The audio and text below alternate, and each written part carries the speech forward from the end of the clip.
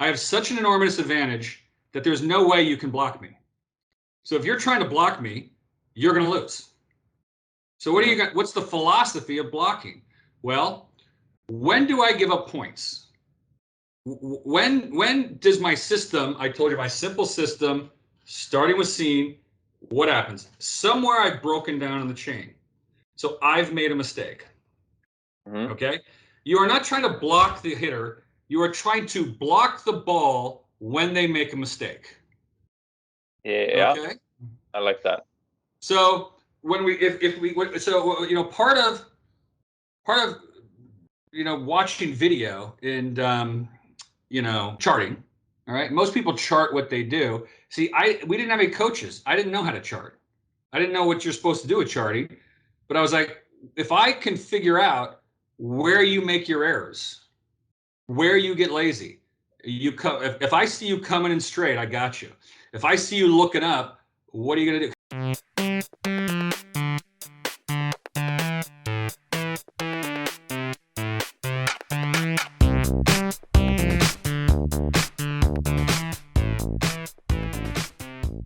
What's up and welcome to the Learn Beach Volleyball Fast podcast. I'm Alex and this is an exciting episode because Kent Steffes, the original Olympic beach volleyball gold medalist who won the first ever Olympics together with Karch Kiraly, is on the show. So Kent used to play on the absolute toppest of levels of the sport, and then suddenly he just sort of disappeared more or less for 20 plus years from the sport. And then he came back and did this episode where he just absolutely dumps information and wisdom and knowledge on me. And I'm just super excited to share this episode with you guys now. And to be honest, most of the things that he shared to me were either completely new thoughts to me or like new nuances of previous thoughts that I had that I thought were somewhat advanced before. So I don't know, after that I have started experimenting with some of the things that he shared to me with good results. Give me another few months, maybe up to a year, and probably I'll end up in a position where I have had time enough to try all the things that he suggested, and I'll be able to sort of subscribe to all of them as well. So Kent has, for our beach volleyball players' delight, fortunately been on a few different podcasts lately. I've heard the one on Sandcast, on Gabby Reese's podcast, and this one. And I definitely recommend you to listen to all of them. However, I'm super happy and thankful to Kent to be able to say that in this episode, we just had time to go into so many details that the others didn't have. This is another crazy monster episode of 4.5 hours of an interview. So Kent is staying on par with Steve Anderson. And this also means that this interview will be split into 2 different episodes, and this is the first one. So I'm 98% sure that whether you're a beginner beach volleyball player, intermediate, advanced, or professional beach volleyball player, or a coach, you will find a nugget or 12 in this episode that you can take and run away with and try in your own game, try in your coaching, and become better at this sport. There is a few books mentioned in the episode, as well as a baseball technique or a myth of a baseball technique that at least I wanted to look at a little bit deeper after the episode. So all of those will be in the episode description, so you can find them afterwards. You don't need to pause in the episode and find them and write them down or whatnot. I got all of that sorted out for you. All right, time to fasten your seatbelts. Let's go. All right, so I guess we have to say welcome to the show. Welcome to the show. Welcome to the show. We have Kent Steffes on the show, which is, I'm excited. This is going to be an interesting episode. How do we introduce you? I mean, we can introduce you as the first ever gold medalist in beach volleyball Olympics. Is that you're also just wrote a book with Travis. Yeah. And I read Here's that. The book. Kings of Summer. Kings of Summer. Awesome. The rise of beach volleyball from a rebel sport in the 1970s to the Olympic Games. And it really chronicles in depth, and we could talk about it, the famous quarterfinal match in the 1996 Olympics between Karch Kiraly and myself and Carl Hinkle and St. John Smith. But yeah, that's actually how I got in contact with you, because Well, I had Steve Anderson on the podcast, and he said it was the most interesting match ever, or most entertaining match ever. And I was like, oh, I've never seen that, so I had to find it, and I wrote this post, and actually in the end, you uploaded it. So Yeah, so two best friends who become mortal enemies, dun dun dun, and then each one is calling each other really nasty names, and they're really horrible to each other. And we meet in the game, and we almost lose. It was really fascinating. Yeah. So as far as I mean, we have so many things to talk about today, but let's super quick. The book seems to talk about the story behind this match in a sense, or the rivalry and the history of. Is that a mistake for me, or? Well, all right. So I co-wrote it with Travis Moroder, who many of your listeners might know. He's like kind of the top writer in the sport of beach volleyball. He writes for, AVP, Volleyball Magazine, FIVB, Volleyball World. And so but he's also a player. So he's 30 and he plays and he writes. So he had a really unique idea to structure the book around one single game. All right. Mm-hmm. And it's one that quarterfinal match, the one I told you, the friends become enemies, the AVPs fighting the FIVB, everyone's calling each other really nasty names. Yeah. And but then it also documents the rise of beach volleyball from its very start, 1976. Two guys, Wilk and Masuoka, who are marketing guys, decided to create the first professional beach volleyball tour, the World Championships they called it, because, well, why not, right? You could do that back then. And from there came this growth. And so it sort of chronicles that early growth along with all the controversy and the conflict that was happening until the fight to get in the Olympics. Everyone working to get in the Olympics, and then we get in the Olympics. So it's got a whole bunch of other stories with the United States national team and the starting of the training center. And basically, like, it was a bunch of rebel, anti-authoritarian people who didn't get along with everybody. That's us beach volleyball players. And we get kicked out of all the good clubs, and we have to start our own little club. And it was called Beach Volleyball, and it became huge. So that's the book. It's really exciting. Travis is a brilliant writer, but more importantly, like he wasn't there, but I was. So I kind of knew the stories. I experienced it, and we also interviewed a lot of the major players that are the people that were involved. And one of the best things about it was, now it's been a long time, I could actually sit there and go like, what was really happening? I know what you guys say. I know the BS, but I can get to we kind of, what he says, we knew the truth when we heard it. So I mean, I know Sinjin, I know Holland, and all these people still well. I had Sinjin over to my house for dinner about a month ago or so, and I was drinking in a bar with the Hav, which is about the only place you can meet the Hav anymore, a couple months ago. So we talked to these people. We were asking them what's up. So it was a really fun project to work on with Travis, and it was a really good product. And we're really proud of it, and you guys will really love it if you buy it. That's awesome. Yeah, it's I need to make sure I read it. It sounds like a very good piece of understanding the history of sort of not recent history, but also maybe not the absolute beginnings of beach volleyball, but like the sort of the growth and culmination of beach volleyball, maybe? Is that? Well, so I guess you would say beach volleyball officially started in 1950 in the United States in Santa Monica. People would go down to the beach and bat the ball around, but they started organizing tournaments, all right, recreational tournaments in 1950. And all up and down the beach, you could play in these tournaments. And they had different rankings and different. So if you were a brand new person, you played in a novice tournament, and they were only open for people who weren't ranked, or right. And then if you won that, you'd get an A. Then there was a double A. Then there's a triple A. And if you did that, then you go play in what are called the opens. They were open to anybody, right? Mm-hmm. And so all along the beaches of Southern California, during the summer, they would have a tournament, and people would go and play. And it was totally recreational. No money, no TV. Well, what happened was crowds started to come to these things. Okay. So, but it was like pickup volleyball matches, crowds would come, and then big crowds would come, and then enormous crowds would come. And everyone's like, what is going on watching a bunch of amateur people in some sort of recreational tournament, pickup games.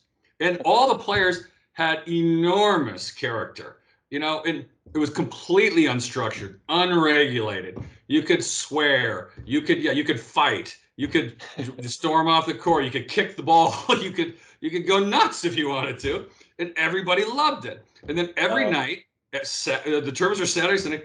Friday night, there was a huge party and everyone got drunk. Saturday night, there was a huge party, everyone got drunk. And after the tournament, everyone out and got drunk. So it was this giant party, crazy scene. And so, yes, before 1976, there were beach volleyball tournaments that were played, and the names of those people: Von Hagen, Menges, Lee, Lang, Chamales, Marlowe, like we all know them growing up.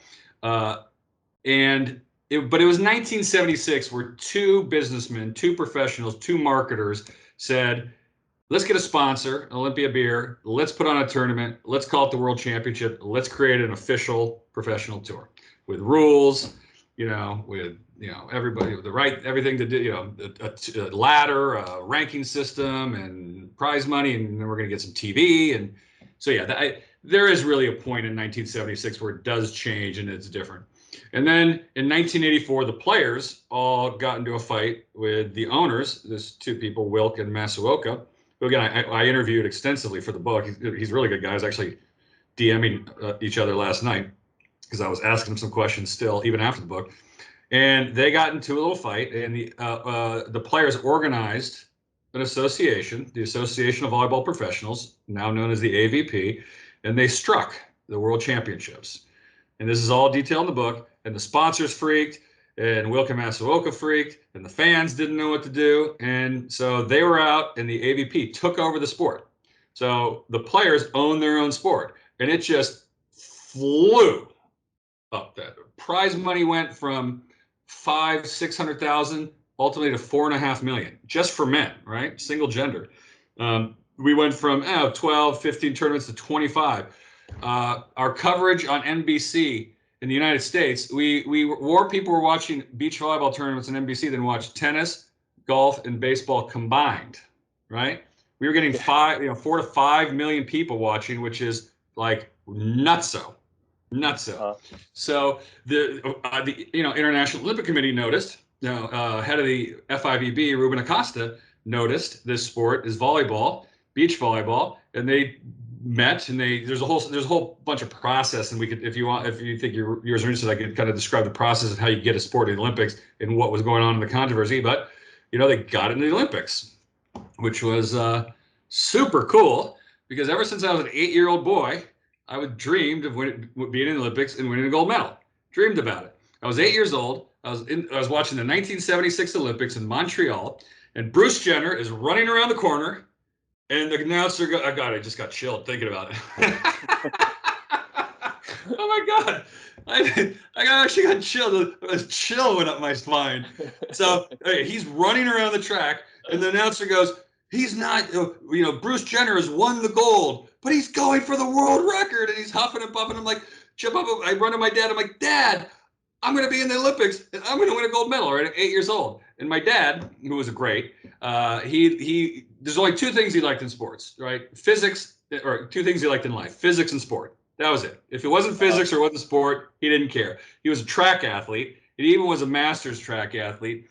He had the world record for the 4x400 for people over 50 at one point, right? And then other than that, he was an engineer. He worked on anti-ballistic missile defense systems.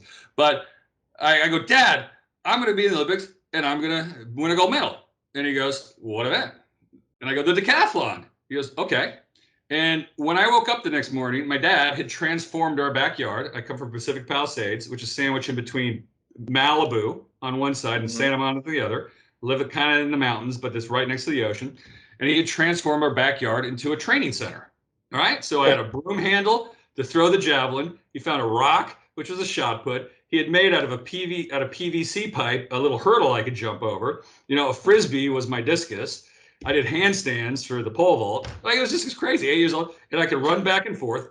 But that wasn't it. Literally a week later, a truck shows up. They dig out the back corner of my parents' yard, and he puts a sand pit in there so I can do the long jump.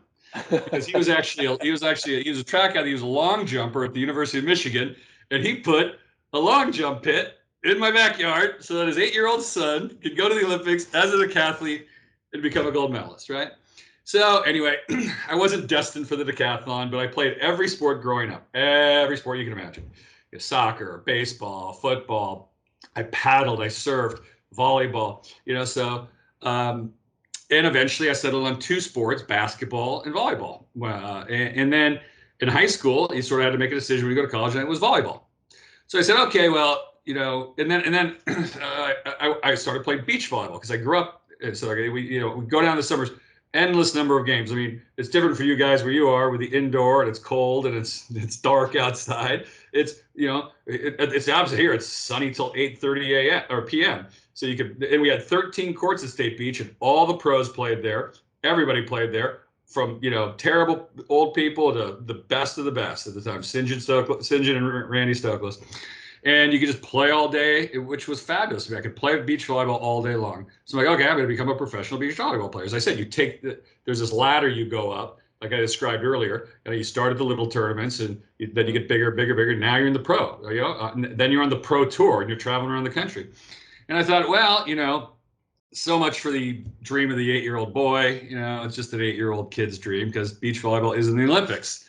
And then, it gets in the Olympics, and they put it in. So I get to live my dream. And I was really excited. I go to the Olympics, and we play St. John and Karl in the quarterfinal match. Some people call it the match of the century, which is it's true, because best friends became enemies, and they hated each other, and they were calling each other really nasty names, which you can read about in our book.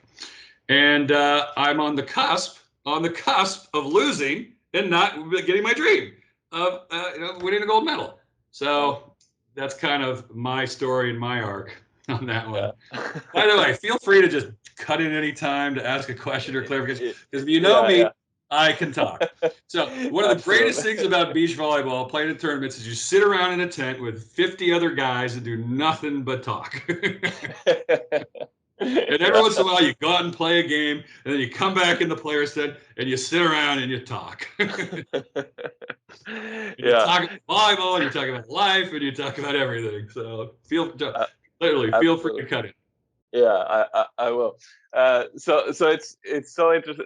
I have a challenge here with this podcast episode. I'm going to be honest, which is so normally this podcast is the conversations you have with other players about how to play the game, like whether that's tactically, mentally, technically, whatever.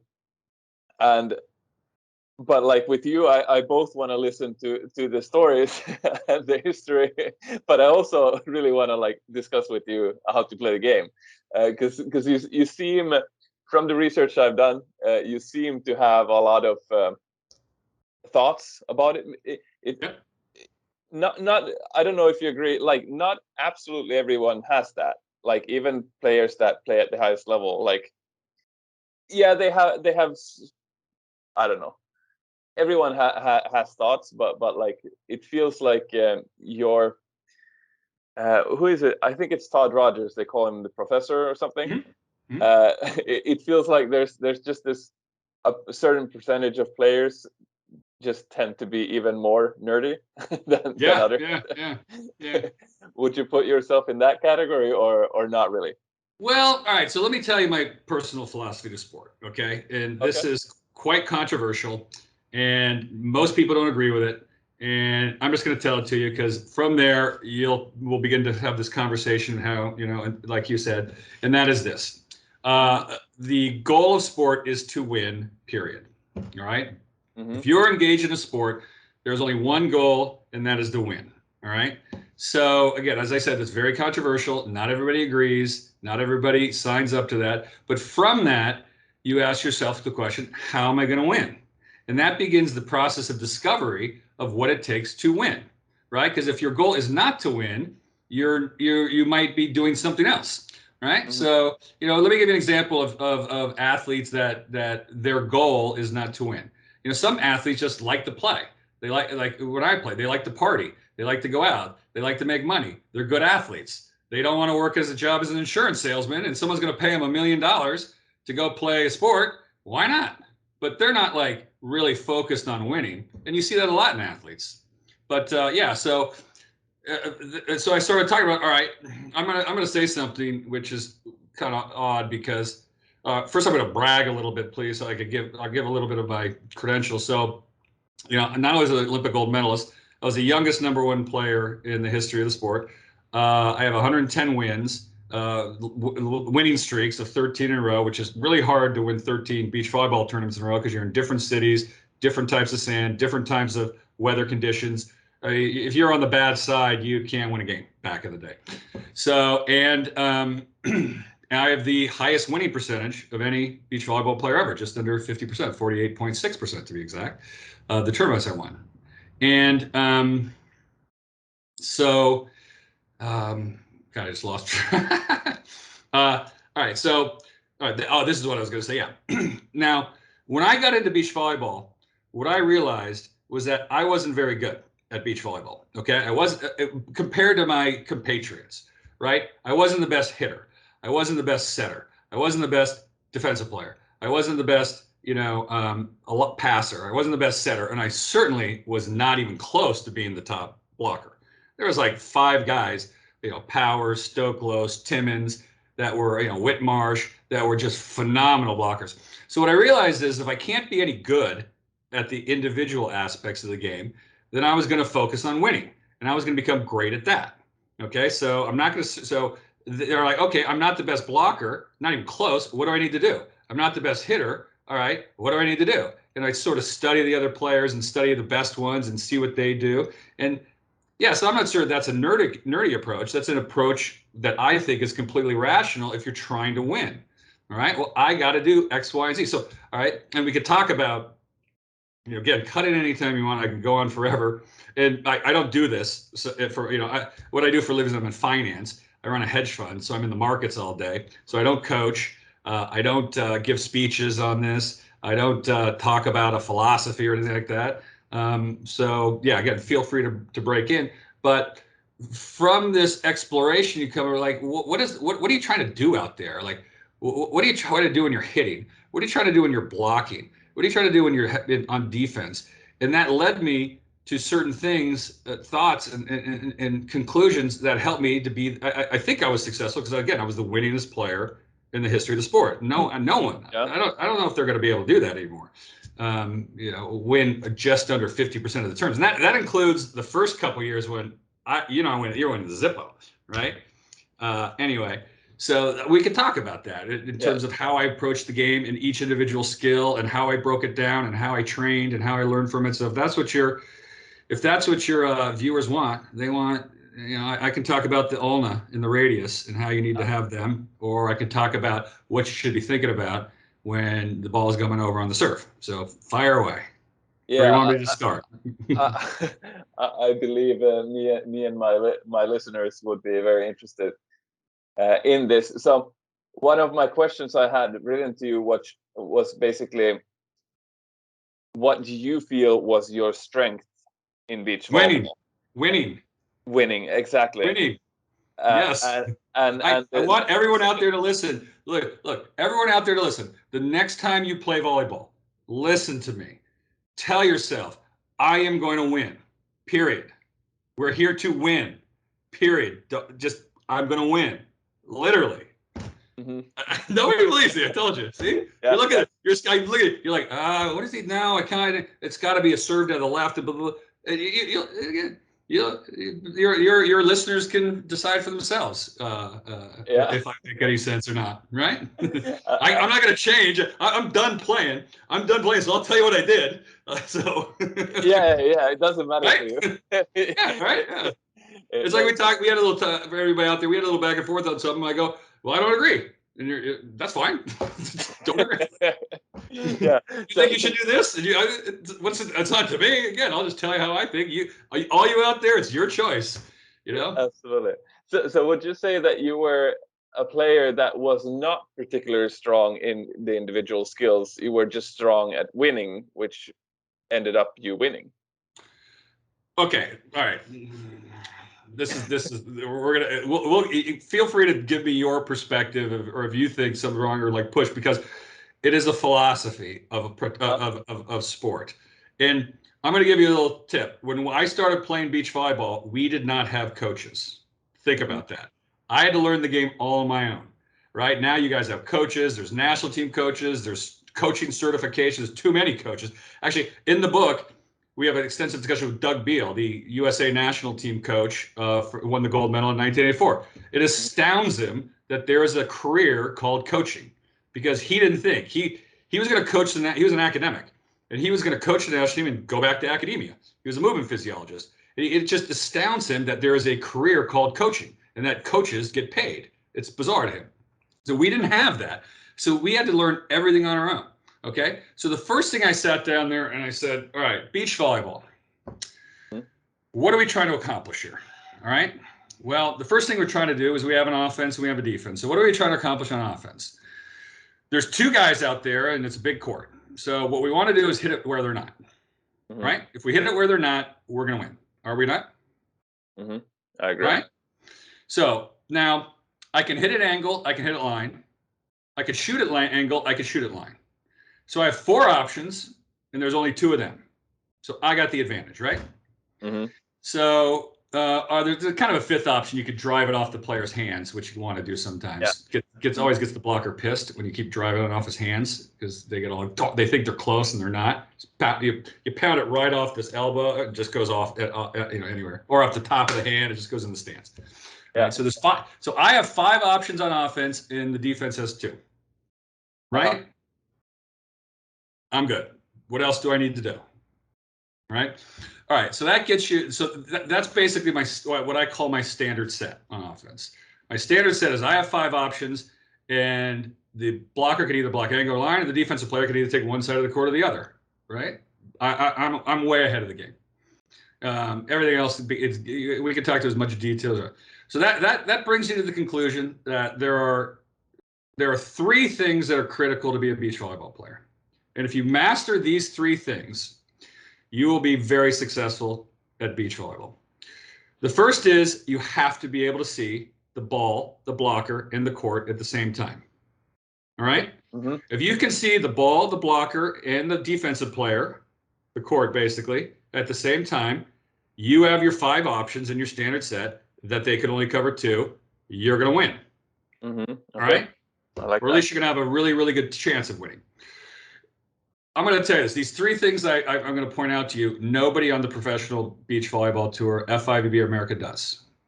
Okay. They don't do it. I'm listening. The Norwegians do it, and that's why they're the number one team, and it won the gold medal. If you watch them play, they have the ball in front of them in their field of vision. All the other players are looking straight up. All right? So why are they looking straight up? All right? And we'll get into the difference between mechanical training and rhythmic power, because I know you love that discussion. But most of the people start their training on how to hit the ball not that way. They started from, okay, you pass, and then you approach, and then you have footworks. And we'll get into a concept that's it's basically like, how you teach something in volleyball. There's two directions you could teach a skill. There's forwards and backwards. And sometimes you want to teach the skill forwards, and sometimes you want to teach the score backwards. And almost all coaches do it wrong. All right. Yeah. So I wouldn't. Now I would never say that I am an expert. I'm not an expert coach. Okay. And I don't claim to be, but I am an expert at having been coached. Right. So I've been coached by some of the best there are.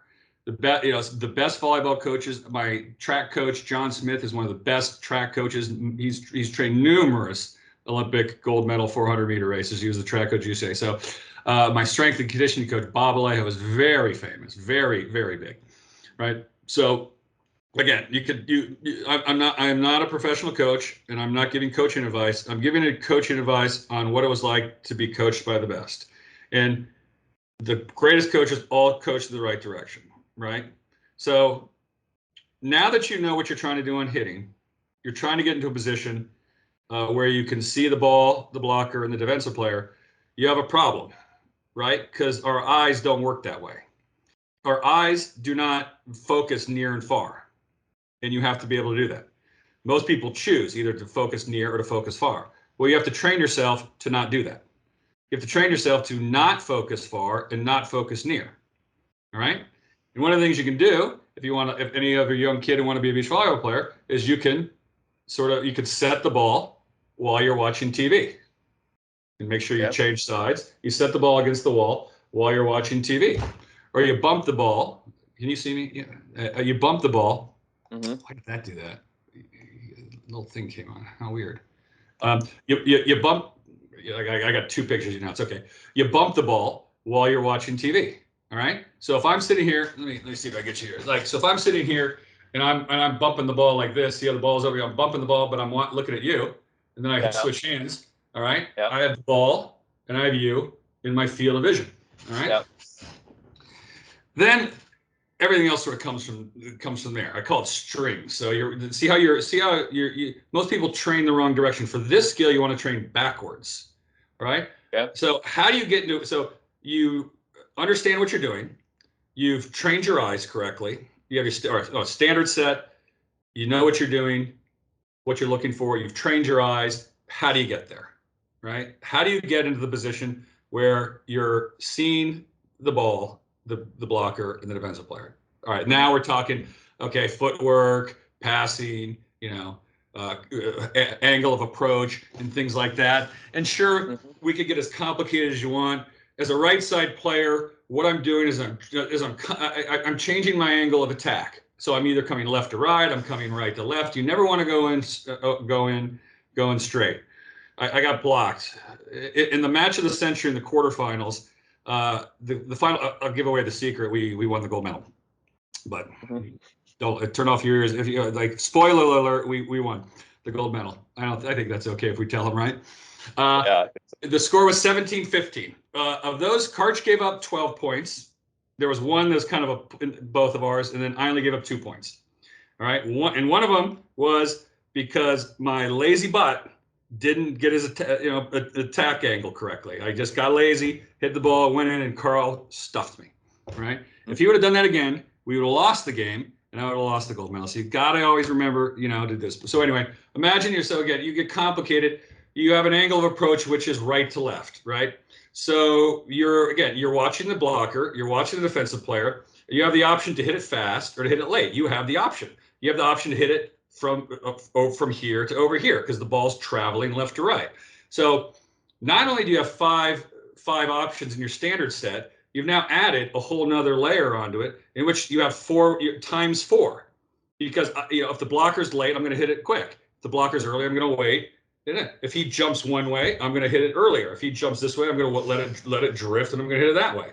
Okay. You see what I mean? You're the greatest thing, and I know you love these line shots. I know you love the line shots. Is you're coming right to left, and you're staring at the defensive player, and you're going, if you move, I'm going to hit it that way. So he's sitting there. The blocker is kind of trailing with you, and you just go wham, you hit it down the line. All right. Mm-hmm. So you're watching them because they're all moving this way, and you're hitting the ball in the other direction. Now, if you're the defensive player trying to get that line shot, what is your first problem? All right. Your first problem is you can't just get to the ball. You have to get around the ball. All right. Most athletes are running straight to the ball You have to actually run around the ball because if you get to the ball, you're just going to hit it out of bounds. Right? You have to get it back towards your setter. Right. If you're a defensive player. Okay. So close your eyes and imagine yourself running to your left to get my line shot. All right. You have to dig the ball back over your shoulder. You with me? That's hard. Yeah, right? Or to the side in a sense, a little bit backward. Yeah. No, because you're facing this way and the net is that way, right? Or however you're going, or maybe, but it's to the right or to the. It's not easy to be doing this deal. But again, and if you want to cheat on me and break, I can just cut it right there. Mm-hmm. You have no choice. Yeah. So again, I'm trying to set it up so I can't lose, so I can win. All right, so that was number 1. All right. Okay. Mm-hmm. Vision. All right. A standard set is 5. Vision is the first of 3. I got 4 options: angle of approach and timing. actually, no, angle of approach. So there's two of those, and 4. I got where I hit the ball. I can hit the ball over here. I can hit the ball over here. I can hit the ball quick. I can wait and hit the ball like that. So I'm generating a lot of options in terms of my offense. And they only got 2 guys. And again, I get to choose. So I'm reacting to them. I see where they're blocking. I see what they're doing. And we'll get into scouting. I know what they're going to do. All right. I know how the blocker blocks. I know how the defender defends. All right.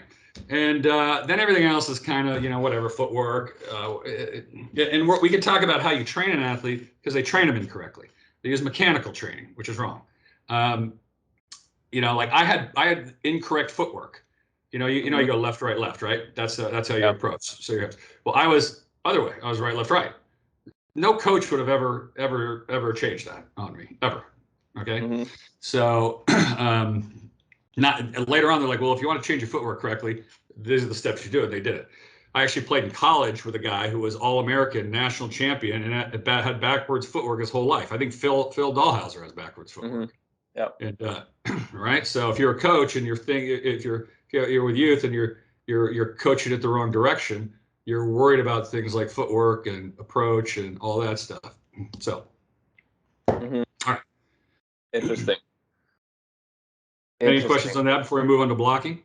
Yeah, let's see. So this vision that you're talking about, basically it's type of peripheral vision where you see the ball, the blocker, the defender at the same time. Or no, it's not. It's different. No, it's not peripheral vision. You have to create within your brain. You have to train within your brain a new vision system. So I have used a type of vision which is not the normal way of looking, which is the best way I can describe it is point your eyes. So if I'm looking at you now on the screen, I can look towards you, but I'm not looking at you, but I'm trying to see as much as possible. It's a type of haziness, like it almost feels like I'm lazy with my eyes. They are pointing in the direction of you, but I'm not focusing on you, and I'm trying to gather as much information as possible from the environment in my vision field. Does that make any sense to you as a description?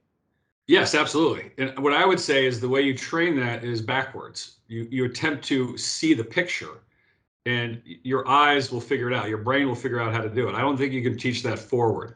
I don't think you can do like eye training exercises that'll get you there, but possibly it's true. But the point is, if you are not seeing the ball, the blocker, and the defensive player, like I explained to you why I got blocked by Carl Hinkle. I got blocked by Carl Hinkle because I didn't do my standard set. I didn't do what I was supposed to do.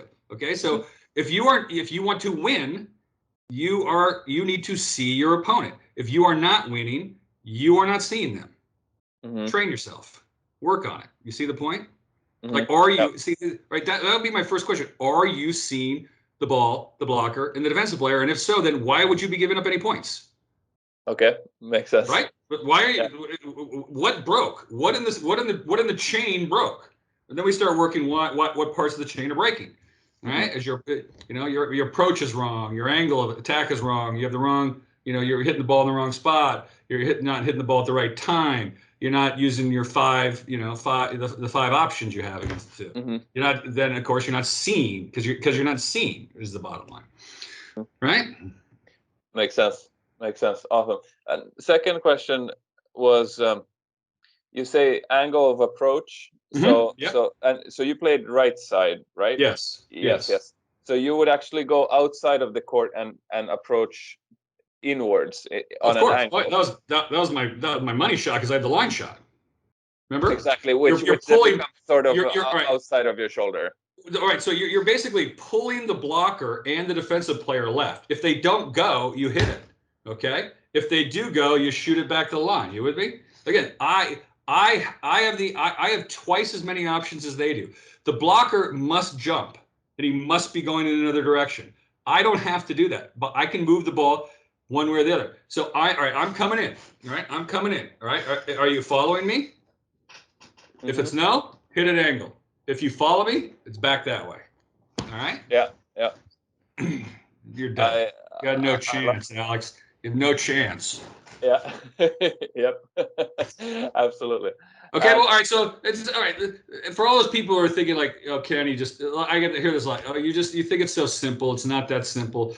That is true. Okay, it's hard to move in the sand. Okay, it's hard to jump in the sand.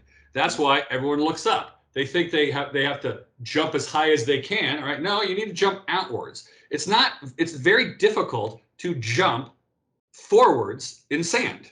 Okay, you have to train yourself. But again, we're back on that string, that chain I call it, as we're trying to figure out what's breaking down.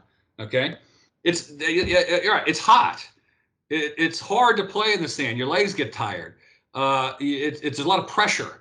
All right. We could talk about mental and emotional. You're losing focus. Okay. Like I said, I completely lost focus in the Olympics in the biggest game of my life, and I got smacked by Carl for it. So yeah, it is not that simple as I'm laying it out. But my point is, if you don't know why it is you're not winning, well, there's a problem. Okay, mhm, there's a problem. So, and again, one of the things they used to call it ego death when I was younger. It's a concept where you as an athlete, you need to take feedback. Okay, yes, and nobody likes to take feedback.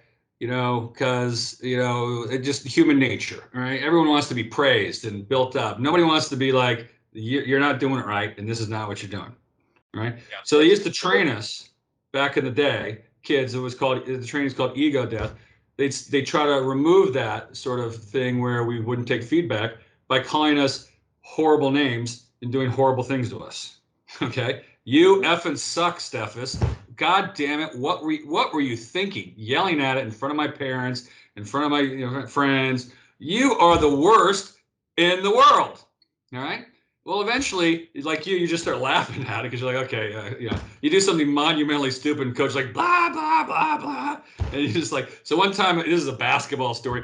The coach, we were playing so horribly. The coach had it. He's like, why can't you do the offense? And we just start screaming and yelling. You are the worst bunch of teams. He's throwing the garbage can, and we just start laughing. We start laughing because it's so funny, and that just makes him so pissed that he just kicks open the door and leaves the room. We're just like, bah! So literally, it doesn't matter. So when I told you, like, if we don't agree, well, I've trained myself. Okay, excellent. So you need to as an athlete, you need to get there. You need to seek out someone who's going to tell you you're doing it wrong.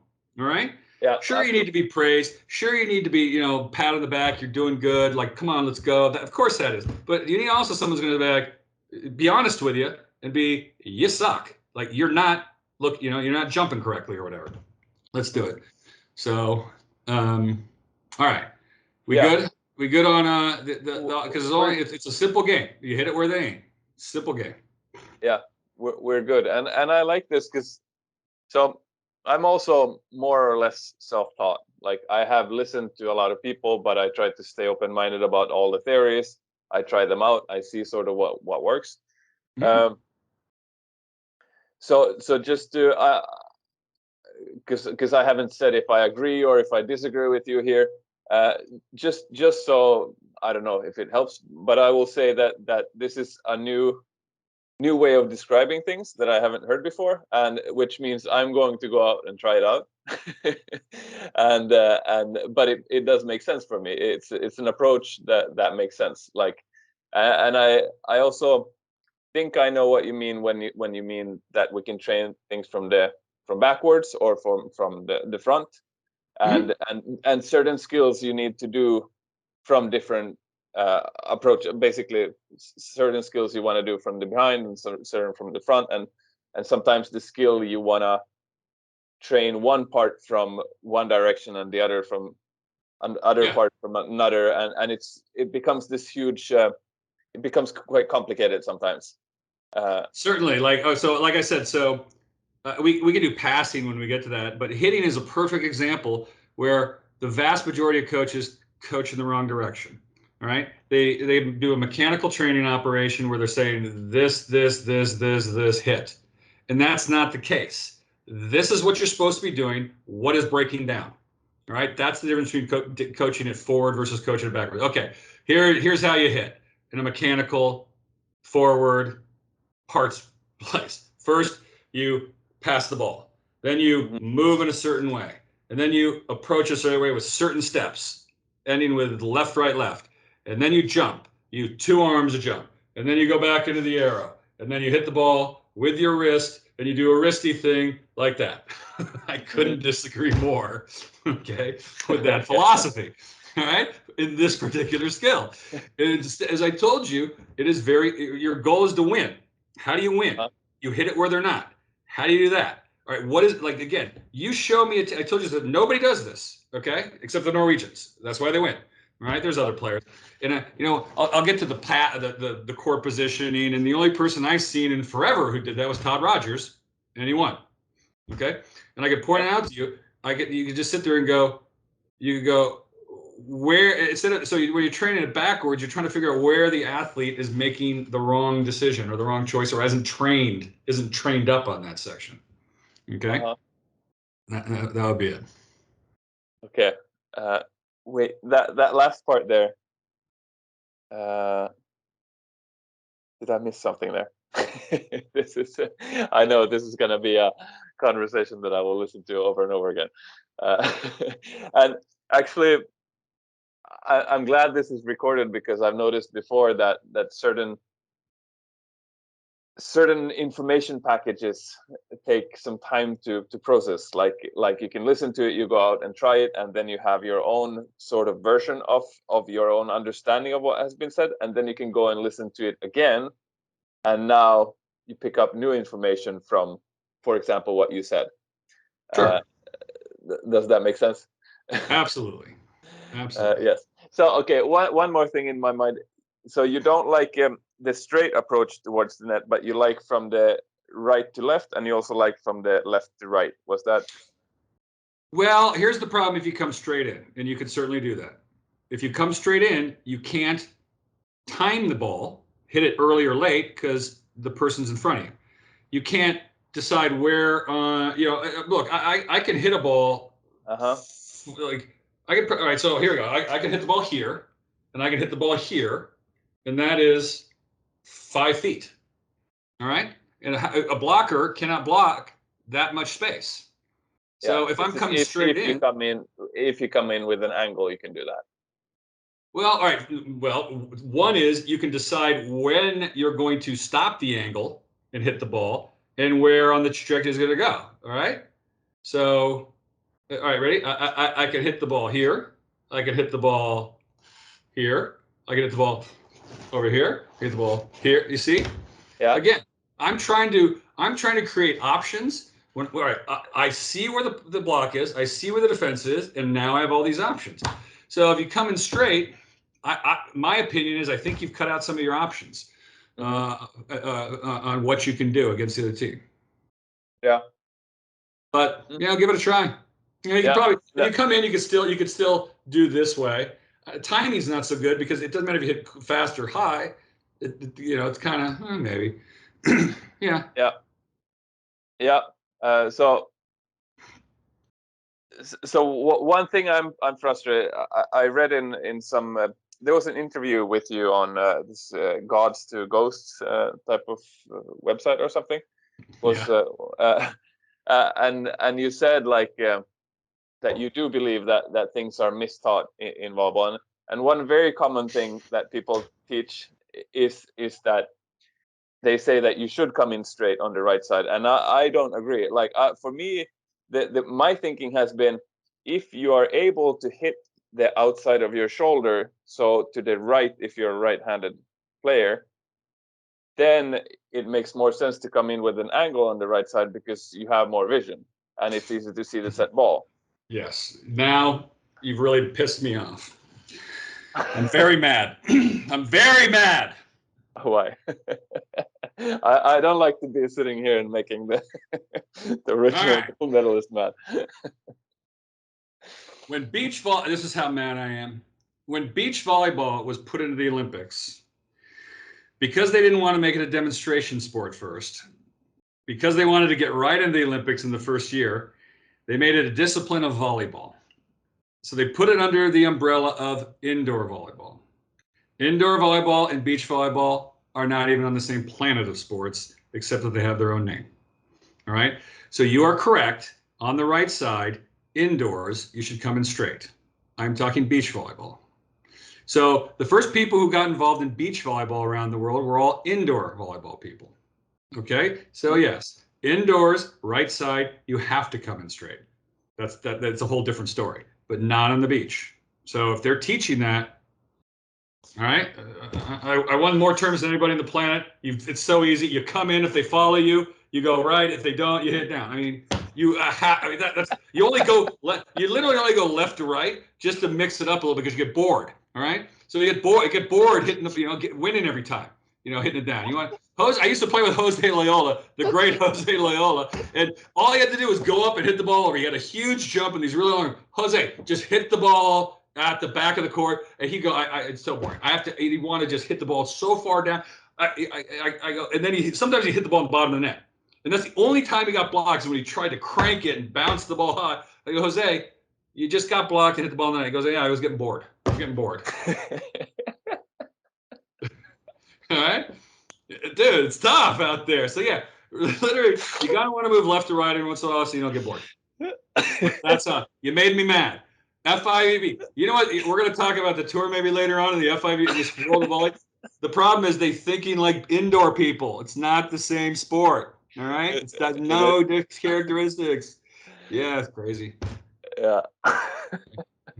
So there's that. Oh my God, that's so funny. Let's see, what do we talk about next?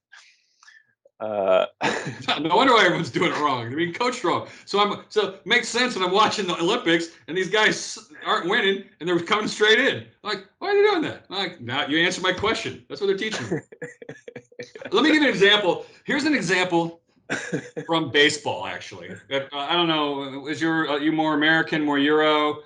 I'm more Euro, but I try to understand more sports, but I'll let you know if you're going into details that I don't understand.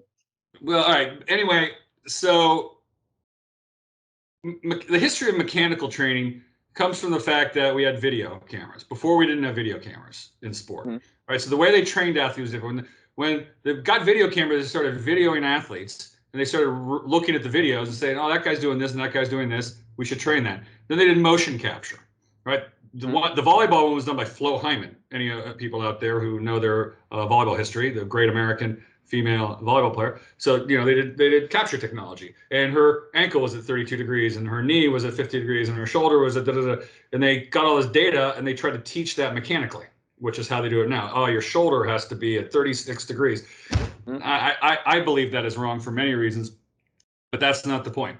So in baseball, you're swinging a bat, right? You have a bat in your hand and the ball's coming. You're just trying to hit a ball. I'm not trying to get complicated. But on your back foot, they used to teach something called squish the bug. You push on your back foot, you push into the ground through your hips to drive power into the ball. So every kid was trained to squish the bug, all right? The problem with that is they replaced video cameras with digital cameras.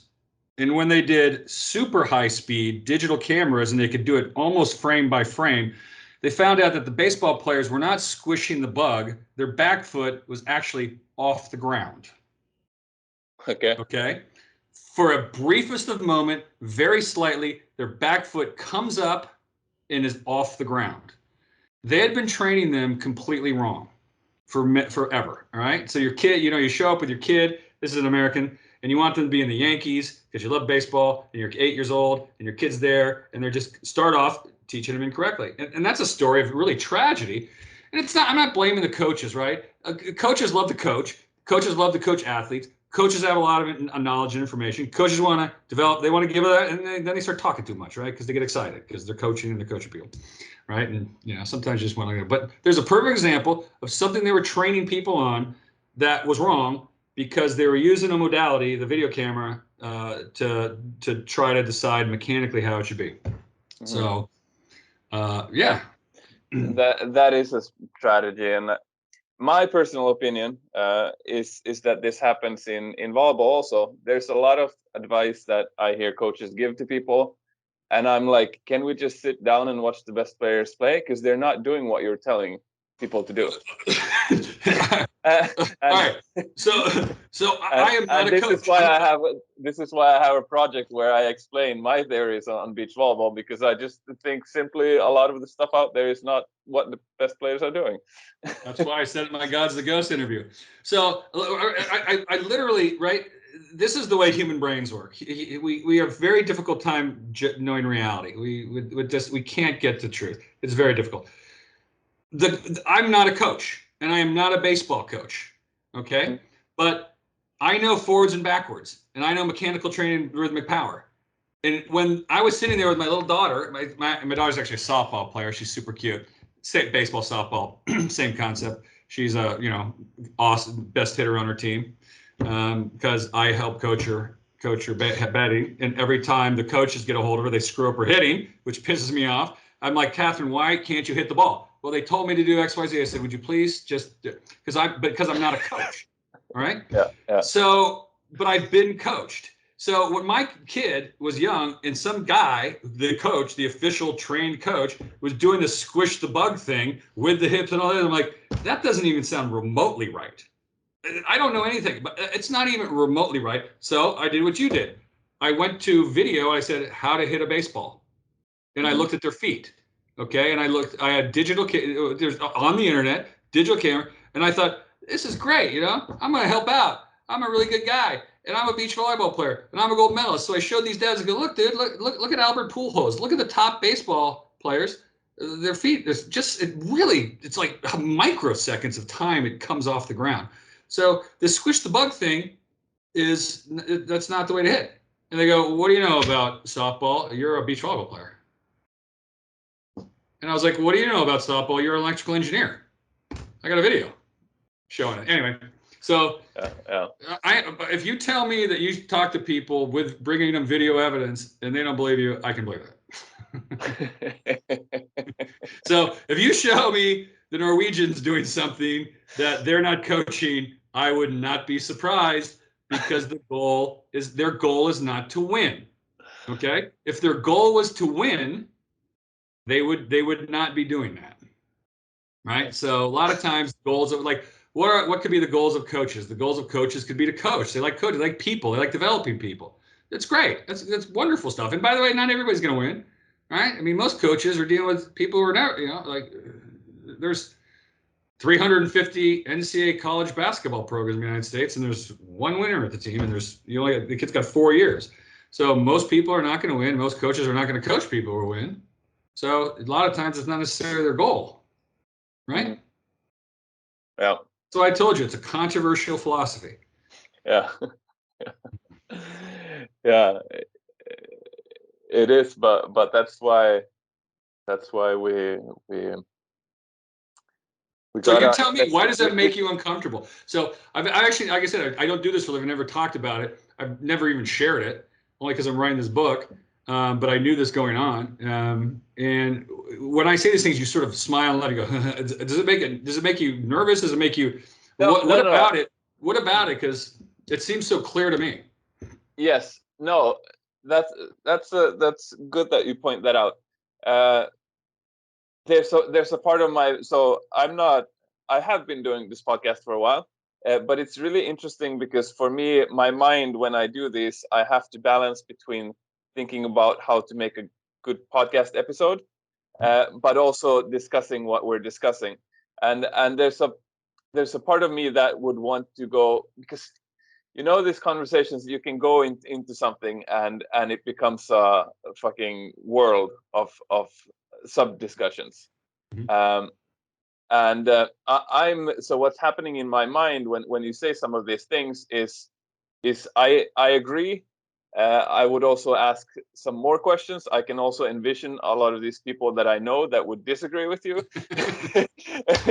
And then at the same time, I'm thinking, where should I steer this conversation to make a great podcast episode? So actually, this just says that I should maybe learn to become better at recording podcasts or being a podcast. But does that make sense? Oh, yeah, sure. So again, since I don't do this, I don't get that kind of feedback. Like I wouldn't know whether these things I'm saying aren't coached or people would disagree. And if they want to disagree with me, I'm not in competition with them. I'm not a volleyball coach. Exactly. Double thumbs up if you don't agree with me. Exactly. I'm not in charge of the USA Beach Volleyball program. I don't coach anyone. Yeah, so exactly. No, that makes complete sense. I'm not trying to sell a coaching program. I'm not trying to sell a website. I'm not trying to. Yeah, I got no stake in it. So maybe you want to listen to me. I don't know. And I won. I won more than anybody else. Exactly. You never know. You never know. You know, Belichick might have a few things to say, right? What did Sepp? Yeah, okay, come on. Sorry. By the way, we've only gotten hitting. We've done one thing. It's been an hour, and we just done hitting. I don't know how you get through podcasts. You know, the whole there's like 4-3. I don't know how. That's why you got to keep it simple. Volleyball, it's simple. Yeah. Okay. Let me hear some more simple explanations then. Let's go into blocking. I had a listener that wanted to hear about blocking, and I think you alluded to it before. All right. So, how do we start every conversation? All right. Our goal is to win. Period. Yes. All right. We're blocking. What are we trying to do? We are trying to increase the chances for us to win the point. What? Increase the chances for us to win the point. Excellent. How do we do that? By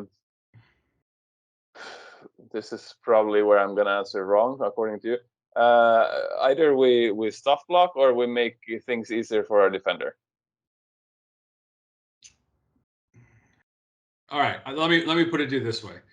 I think most people would say that if your goal is to win and we're talking about blocking, you're trying to block the ball. Okay?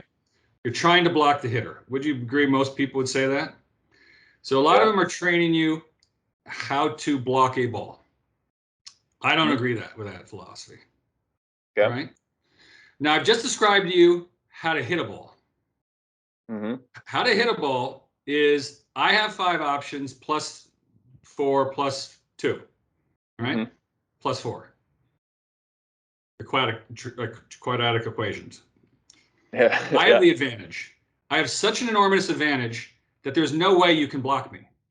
So if you're trying to block me, you're going to lose. So what's the philosophy of blocking? Well, when do I give up points? When does my system, I told you my simple system, starting with scene, what happens? Somewhere I've broken down in the chain. So I've made a mistake. Okay? You are not trying to block the hitter. You are trying to block the ball when they make a mistake. Yeah. Okay? I like that. So when part of watching video and what's that called when you're charting? All right, most people chart what they do. See, we didn't have any coaches. I didn't know how to chart. I didn't know what you're supposed to do with charting, but I was like, if I can figure out where you make your errors, where you get lazy, if I see you coming in straight, I got you. If I see you looking up, what are you going to do? Because sports is a repetitive motion thing. We practice. So you have muscle memory, correct? Well, you have muscle memory when you're playing. So you can predict what an athlete's going to do under certain circumstances, right? Every time St. John pattered his feet, he hit line. Every time Karch was off in transition, he cut. Every time. Every time St. John did this with his hand, he hit that way. Every time that was his hand, he hit that way. I got that because I was watching tape. So I'm not trying to block Karch. I'm trying to wait for he's off the net in transition because I know where he's going. Oh, that's defense. Hold on. We're blocking, right? So, right, I know that if St. John's hand is going this way, where is he going to block the ball? Or he's going to hit the baseball. If his hand is this way, where is he going to hit the ball? This way. So I'm not trying to block him. I'm trying to key off on his hand. You get me? So, and the problem is that most people, if you look at them, their block timing is off in beach volleyball. Again, this is not indoor volleyball, which shouldn't be called indoor volleyball. They should be called mininet, which was the original name, and then they screwed up and called the same name as my sport. which I'm eternally upset about. So in min and net, you have a different block timing than you do in beach, okay? And everybody that I see, except for the Norwegians and the Russian guy, don't have the correct block timing. They're going too early, basically. Okay. You have to go late. Why do you have to go late? You have to go late because you're not trying to block the person. You're trying to block the mistake. And the later you can jump, the longer you have to figure out if he's going to make a mistake and can you exploit it. You with me? Okay. That makes a lot of sense. Okay. So if you look at a lot of the blockers that are not being successful, they are usually they're jumping too early. And if you look at the blockers that are successful, they're usually blocking later. All right. Now, of course, the game's changed, so everyone's tall, everyone's got long arms. So yeah, right. That's blocking, right? But it comes about from the philosophy. It comes about from studying videotape. You have to study videotape to see what they're doing. Everybody has got it's called a tell, okay? And I'm not going to get too complicated with you, but the way the brain works is we think we're living in the moment, and we actually are living in the past. So your brain generates a thought to your body, which you perceive as being in the current moment. And athletics is no different. So the generation of the thought of whether the opposing, whether it's going to hit angle or line, happens before they start moving their arm. Okay, then you have a repetitive, muscle memory that tend to do the same things. Right? If you can watch enough, again, you're not trying to block the ball. You're trying to find when they're going to make a mistake. You're trying to find that time when they've decided, you've found out what they're going to do too early. You can see where they're going because of muscle memory. They've made a mistake in their standard set coming in, and that's what you're looking for all the time. Okay. Right? Yes. So you're trying to figure out when they make mistakes, and in those cases, you do try to block them. Yes. You're trying to block where the ball is going to go. Right. Yes, of course. Right? Yes. Okay. Now, okay. Again, when you see that they're in rhythm, they're doing what they're supposed to do. What do you do as a blocker then? You go get a drink of water by the sidelines, and look, it was it's bad now. We had a 30 by 30 court. All right, the court is 25% larger that I played on. If you came in with a standard set, seeing me, which St. John did, I could go watch TV. I'm not. There's no use of doing anything. Okay, there's no use. You're done. And here's another bit of philosophy that some people have a problem with. All right, and it's hard for them. If your goal is to win, period, and if your opponent does what they should do, you will lose, and that's hard. And you have to come to that exception. You have to come to that understanding that there is nothing. The beach volleyball or beach volleyball is so hard psychologically and mentally because it's not about you. Like there are times when you can't win, and if you have a winning mindset, which is our goal is to win, and you have drive that, and you're like, all right. I was in the 1991 World Championships in Rio. I was playing with Tim Hovland against St. John and Randy. We were up in the games. We were up in both games. It was 2 out of 3 to 12. We were beating them in the first game, and they came back and smoked us.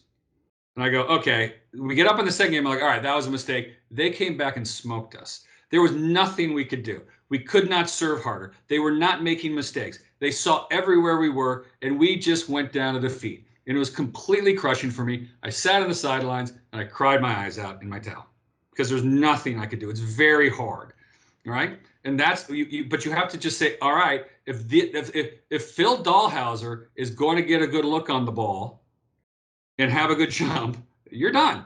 Okay, you're done. Of course you try. You never give up. You're always going for it. But just brush yourself out. Go back and get ready to receive serve.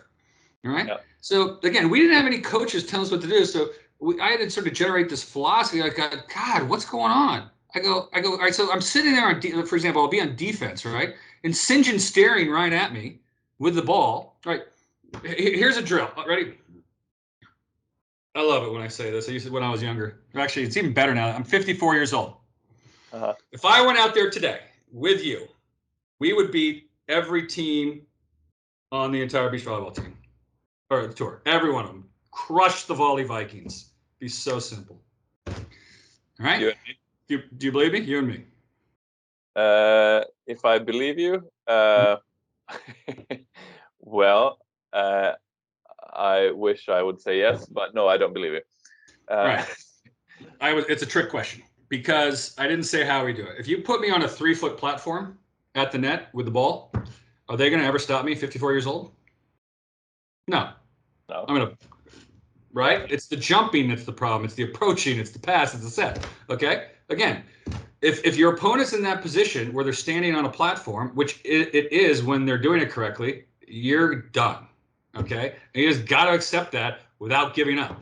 You're waiting. I mean, we were down to Carl Hinkle and St. John Smith 12-8 in the match of the century, right? Which we detail specifically in the book. And we were getting beaten, right? There's only 2 reasons why a team wins or why a team loses, right? 2 reasons why you lose. Either you're better than the other team and they beat you, or they're better than you and they beat you, right? There's no other option. Now, if they're the better team, they're going to beat you a lot of times, right? But you stick in there, you're fighting, you're working hard because they make mistakes and you get hot, right? Now, if you're the better team, you just kick everybody's butt. But occasionally, you're not playing well. You didn't bring your A game. They got hot. Well, you need to start shifting and doing some new things, getting back on track. Okay? So we were down 12-8, and they were beating us because they were pissed off because Karch was really mean to him and called him nasty names. Okay? And I sat there, I go, all right, so one of the problems I had in the Olympics, and one of the reasons why we were losing is because I was sort of out of balance, right? Mental, physical, emotional is training. All those 3 things are working within you.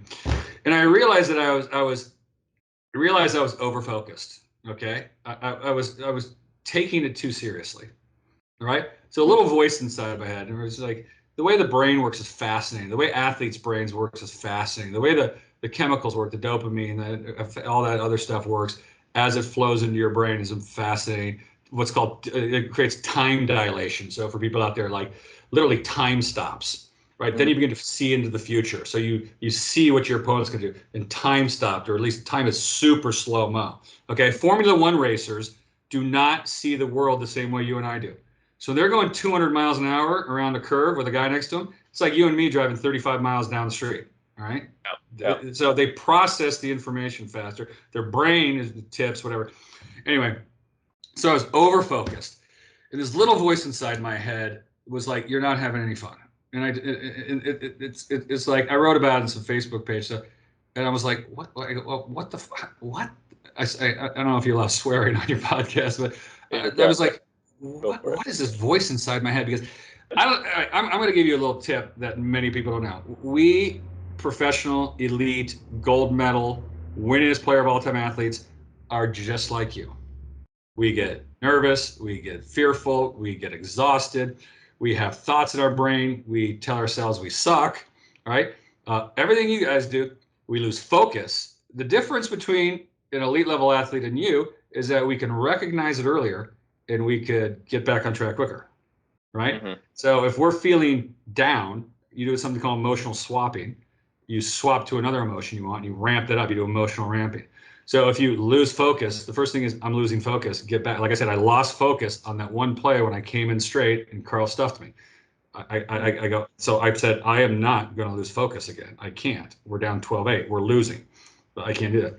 So this little voice inside my head. And it was funny because it was the 8-year-old boy. The 8-year-old boy who wanted to win the Olympics, right? And yeah. The conversations aren't in English, but again, if you understand the structure of the brain is made up of parts. We kind of sense the world around us as if we're a single unitary being, but we're not. There are parts of us that are fighting other parts of us working with other parts, and parts that are trying to there's literally a part in your brain which is telling you to stop playing. Stop playing volleyball. Go sit down. Go get in the shade. Stop. Okay, you're not stopping. I'm going to send pain. There's your back. There's your knee. There's your shoulder. Stop. All right? That's what your body's doing to you. You got to be like, quiet. Quiet. Stop talking to me. I don't care. You want a pain in my shoulder so bad it feels like you're stabbing me in the arm? Good for you. I ain't stopping. I'm gonna hit the ball. All right? I'm focused. Right? So this little voice inside my head, and again, it's not in words. It's not in English. It's not an actual conversation. We talk to ourselves all the time. Have you ever noticed? We talked about our book, The Inner Game of Tennis, right? The two selves. So for all you people listening out there who get the book, it's great. There's Bob Rotella wrote a book called Golf is Not a Good Game of Perfect, which is even better, more up to date, modern. Better. Yeah, okay. And I think there's one. Oh God, let me see if I put that one away too. There's another one that's like really good where I learned about the Finnish cross country skier. If you want, I could just run into my closet and pull it out for the people. But simply for those people that don't know, his book started with this philosophy. He's watching an athlete and they're talking to themselves. And it is thought, there's many things in the book, but this is what caught me. Who is the athlete talking to? So the athlete says, come on, focus. Who are they talking to? Sometimes you hear the athlete verbalize it, but it's going on inside the brain and sometimes it's not coming out of their mouth. Who or what is the athlete talking to? And from that, he got the concept of the two selves. One part of you is talking to another part of you. Like, who is the athlete saying to come on to? Come on, let's go. Focus. God damn it, Kent, focus. Like, who am I speaking to? I'm speaking to the part of the thing, which is, right? So his voice is in the back of my head, and it's going, you're not having any fun. And I literally, it was a timeout. It was 12-8, and we're losing. Was it 12-8? Yeah, there was side change, right? Side change. And we're losing, and none of that, you're getting beat, and I know we're getting beat because they're not making mistakes, and Karch was, because they were mean to each other all the time, right? It's a great story. It's a great story. You just don't piss off another athlete, especially when you guys were best friends. They were best friends, became enemies. Oh, it's just horrible. So it's again, and I'm sitting there going, all right, look, I'm calm. I'm not going to stop. I'm fighting. I'm going to lose, and I'm going to lose the dream I had. And so this voice is like, you're not having any fun. And my first thought was to take my head and bash it on the pole to try to kill whatever this thing was that was telling me you're not having any fun. Literally, I wanted, so if you ever watch Karch play in the day, get some videos of him, he would punch himself in the forehead like this when he didn't like how he was playing. He would take his fist and punch himself as hard as he could in the fist, right? Okay. So clearly there was something going on in his brain that wasn't working right, that he didn't knock around. You know how when you have a mechanical thing and the first thing you do is you hit it and try to see if it works? You kick it. Yeah. So that's what Karch is doing to his brain, right? Now, because I had read The Inner Game of Tennis, I know that you can't, it's not, you can't, do that to your car. It actually doesn't work. You can't put a hammer on the engine. It's not going to do it. Okay. So finally the voice, little boy was like, well, I'm like, fun? We're not here to have fun. We're here to win. Right. And he goes, so are we. We're here to win too. And you're not having any fun. And when you were 8 years old and wanted to be a gold medalist, he goes, I was there with you. I've been with you the whole time. This is what kind of where the conversation, if you want to know like why athletes are crazy sometimes, is because this is the conversation we have in our own brains at the side changes in the Olympics in the match of the century. So, but it's a good thing to start if you're interested in this, because all this physical stuff, all this strategy stuff we're talking about, mental is so important. Emotional strength is so important. Emotional swapping, emotional ramping will get you way farther than your approach, literally. There's a very famous baseball coach in the United States who said, sports is 90% mental, 50% physical, and 25% all the other stuff. And if you can understand that, you will understand how to become a great athlete. So I'm on the sidelines. I'm becoming psychotic because I'm clearly talking to myself or something. So the 8-year-old boy's like, well, we were there with you the whole time. Like, we were at the practices. We trained. We suffered. We did all that stuff. We did it because we loved it. We did it because we loved playing volleyball. This was what the voice says. We did it because it was fun. And I said, well, what should I do? Because again, sometimes you want to listen to those voices in your head, and sometimes you don't. Yeah. Some of the things go bad when you listen to the wrong voices in your head. But this was a good voice in the head for me. So the voice says to me, he goes, stand up, look around. Like, look around. You're in the Olympics, for God's sakes. This was our dream. Our dream was to go to the Olympics, and the stadiums are beautiful. They're immaculate. It's immaculately beautiful because there's not all the, and the people are on the uniforms, and the pageantry of the Olympics is wonderful, and the crowd is enormous, and they're roaring because, look, how often do people get a chance to go see an Olympic match in person? It doesn't, 1936 LA, 1984 LA. I got a chance, 80, and it's going to come back. Like, I'm from LA. We got a couple more chances than, you do in Finland. You had one chance, Helsinki, back in the day, if you want to go watch the Olympics. So they love it. Everybody loves it. Everybody's having fun. The people that are working there are volunteers. They're doing it because they love it. And I'm the only one not having any fun. And that's why I'm losing. I'm losing because I'm not in balance. Okay, I over focus. So boom, I come. Short story long. I come back into balance. I looked up. I'm like, I'm so happy, and a smile comes across my face. I'm like, we're gonna win. It's over. We're gonna win. That's it. 12-8.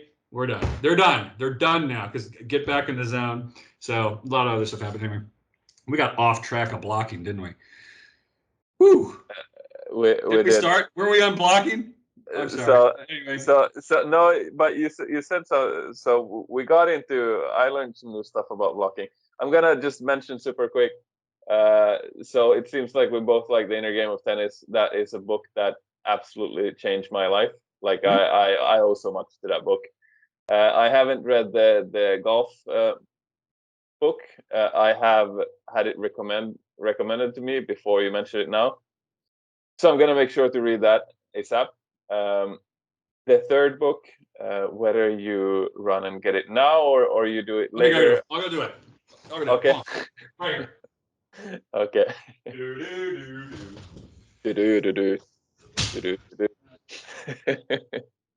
Maybe I should. How do I entertain everyone on the podcast? Talk about what not to do. Talking about what not to do. But it was interesting. I like that Kent said that I had this awkward smile because I've actually thought about this before, which is like how to be a good podcast host, and I need to do some more research on that. Okay, that was my little. All right, it's called the Sports Genes. Sports Genes. Sports Gene, Gene. Inside. David Epstein. Yeah, inside the science of extraordinary athletic performance. And it's not like the inner game of tennis. It's not like golf is not a game of perfect. It will show you the part that is the best is how the brain and the chemicals in the brain work to do, high performance is basically it. So it's a lot of mental stuff. It's great. So Can I ask you a super quick question? Sure. So I read in some book, which I have not been able to confirm, that dopamine works like oil in an engine for our signals, our motor control signals. So if you don't have dopamine in your brain, literally the signals controlling your arms, controlling your legs will move slower, and you will be one few milliseconds off, and you shank the ball, you hit the ball. Oh yeah. Does that book talk about that? Oh, 100%, absolutely. And there are 5 brain chemicals that do it, and you have to learn to generate those brain chemicals in your body. Okay. Okay. So since you're in Scandinavia, let's talk about the Vikings, the Berserkers, not the volley Vikings, the real Vikings, those butt kickers that took over England. The Berserkers, what would they do? They do these they punch themselves, and not like what Karch was doing. They yell and moon. They tried to take on the aspects of animals like wolves and bears. They were trying to generate these dopamine levels in their brain so they could have better performance. It's exactly what you're doing. Now, here's the interesting thing about it is when you go from sitting around to an elite performance, that's a pretty quick state change, right? You're going from, when I won so I talked about when I lost the world championship in 91 and 93, I won the world championships in Rio de Janeiro. And you're sitting in the players' lounge, and you're underneath the stadium, and it's air conditioned, and the place is rocking, and you think it's gonna like collapse on you because the walls are shaking. And they come to you and they say, "You have 5 minutes before the final starts. Go." And you grab your bag and you go to the stadium, and it's hot and it's steamy and everyone's screaming and it's loud, and you got to fire up for the World Championships. You might not get another chance, Kent. You don't get many chances to win gold medals. That is an enormous state change from sitting in the players' tent, having a drink, to that kind of environment. Well, your body is going to ramp up. Your nervous system is going to ramp up. You got to get the dopamine levels up. A lot of times athletes interpret that as nervousness. Like, I'm getting nervous. Oh, I get nervous before I play, Kent. I'm like, no, you're not. Your body is preparing itself for a state change. St. John talked about how he would get butterflies before he played. That's a English. Are you familiar with that English term? Butterflies in the stomach? Yeah, absolutely. Yeah. Right. So for those non-English speakers, it's nervousness. He would get super nervous, and the more nervous he was, you knew the better he'd play. All right. So Didn't he say something about making the butterflies fly in the same direction? He just knew. Well, look, he interpreted it correctly. He interpreted it as a state change, all right, of his body. His body is getting ready to change from what he's doing to what he's doing. And look, I mean, all right. So if you're sitting there right now, if I were like to snap my fingers and set you on the tip of a rocket ship shooting off the moon, you go, ah, okay. Yeah. But if you're sitting in the thing and it's kind of lifting off slowly, and you get used to it. But so that's what I'm saying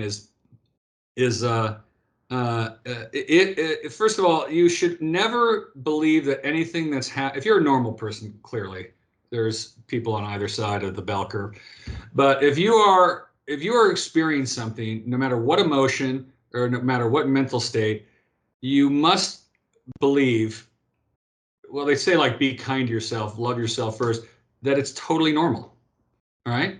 Most people are like, oh, I'm so anxious. Oh, I'm so fearful. Oh, I'm so depressed. Yeah, well, you're a human being, and we must have them for a reason, because we have them, right? So anxiety, everyone's anxiety. All the women drink a glass of wine at the end of the day. I'm so anxious. Well, anxiety is your body's most effective motivational tool. Remember when I tell you your body's doing all sorts of things to you? They're trying to get you to stop. Yeah. They're trying to get you to. When your body wants to motivate you, it sends anxiety your way. All right. So the first thing you need to say when you get anxiety is, all right, what do you want me to do? What am I not doing? Did I not, And then you can begin to have. Remember I told you, like, we're beach volleyball. Maybe it's me. I'm a crazy. Conversations with myself, like I said, with the 8-year-old boy in the Olympics. Fine, stamp me nuts. But if the first thing you say is, all right, what do you want me to do? I want you to, and then you could kind of have a conversation like, well, look, I'll get to it, or fine, I'll do it. Right? But again, you're not in charge necessarily. Sometimes anxiety's in charge. Sometimes depression's in charge, and the reason is you're not listening. Okay, You're not listening. So there's a concept called the central governor theory. All right. So the central governor theory states that when you engage in an athletic contest, your body or your brain, this central governor inside your brain, sits there and goes, okay, what level of output am I going to allow this the bag of skin that I'm inside of? How hard am I going to allow him to perform his skill based on my estimate of how long the competition will be? So there's actually something in your brain that says, all right, 1 hour volleyball, I'm going to set his ability to jump, compete, run at this level. All right. Normally that gets set at between 60 and 70% of what you're totally capable of doing. All right. So if you don't learn to push past the central governor in your brain, you will only be performing at 60% of your total ability. All right. You want to get better? Does everybody want to get better out there today? Tell the central governor to wait till you're at 90. All right. You will get instantly better. It's so well documented, so well known. when you feel totally exhausted, like you are so exhausted you don't think you can play anymore, work out anymore, you are at 70%. Meaning you have 30% left in the tank. Your body, now why is your body doing it? Your body's doing it to protect you. Your body's doing it is because if you go past this safety mechanism, all right, you will fall down and a lion will come by and eat you, right? That's what it's in there for. If you collapse, the guy next to you is going to stab you or whatever. But we don't live in that time, and we're athletes, right? The lion's not going to eat you if you fall apart. Like when we played beach volleyball in the 90s, the game is different, and the tournaments are different. We would play extended terms where guys would literally cramp. Their entire body was cramped, and they send them to the hospital, okay, because they were so dehydrated. Because we had trained ourselves to push so far beyond the central governor theory that we were endangering ourselves, but well before. So your body, the reason your pain, actually fatigue is not real. It's an emotion, okay? So if you're tired, your body is trying to tell you to get tired, to get you to stop what it's doing. So your choice, right, what's the goal? Is the goal to win or is the goal to sit down? It's your choice to say, I don't care if I'm tired. Go ahead. Pain, sure, if somebody hits you in the leg with a baseball bat, it's going to cause pain. But if you're doing something that your body doesn't like, that this part of the central governor doesn't like, it's going to send pain at you because you're getting past its safety threshold.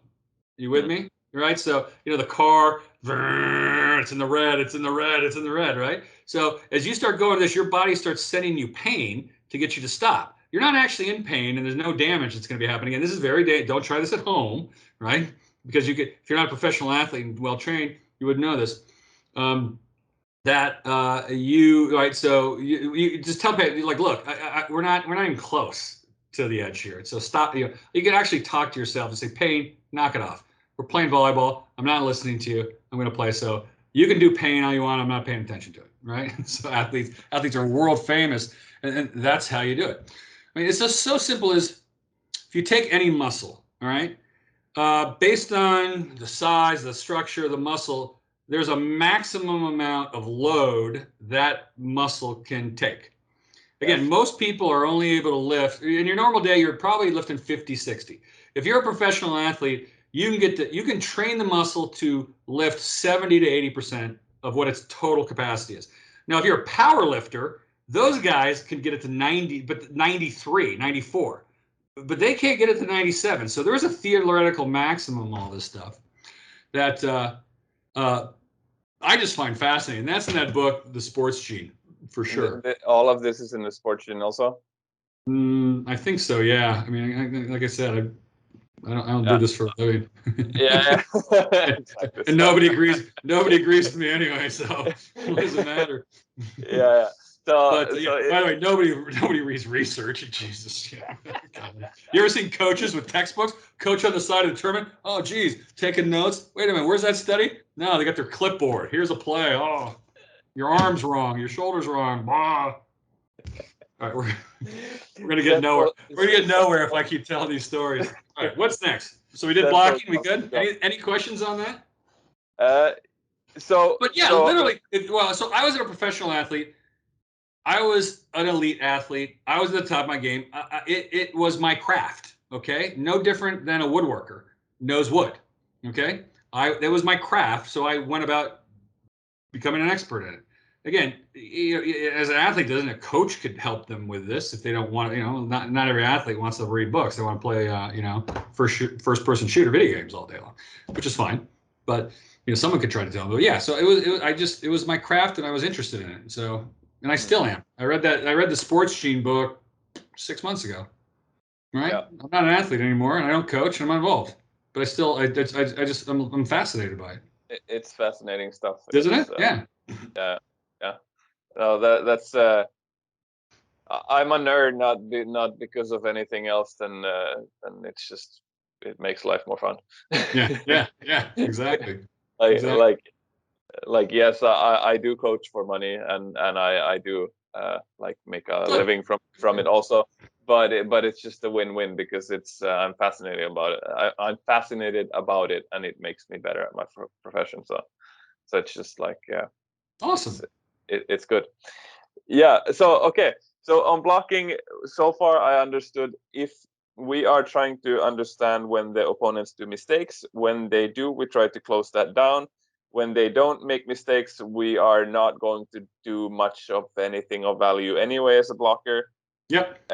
Is there some other parts of blocking that you find important? Is there some other scenarios? Well, all right. So again, you got to approach it. The goal is to win. Mm-hmm. What is your philosophy in the movement? And yeah, we can get a little more complicated. All right. Sometimes you got to run plays because you're trying to make. All right.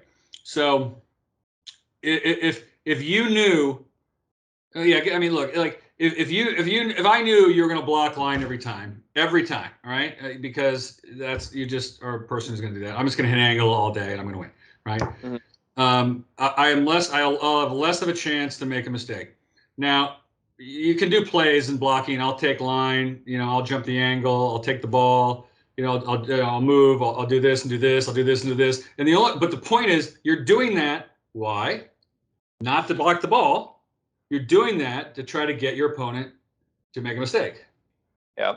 You with me? So if you think I'm all right, I'm going to block the angle because I'm going to try to block the angle. That's wrong. You're mixing up your blocking scheme in order to create confusion. You're trying to go as late as you can to make him make a mistake. So yeah, so it's not just you can't just always wait for the mistake or always wait. Again, there's two things: a mistake or when you know what they're going to do. Right? When they do that, what's it called? A tell at baseball, right? Tell. Yeah. Yeah. I mean, it's so pronounced.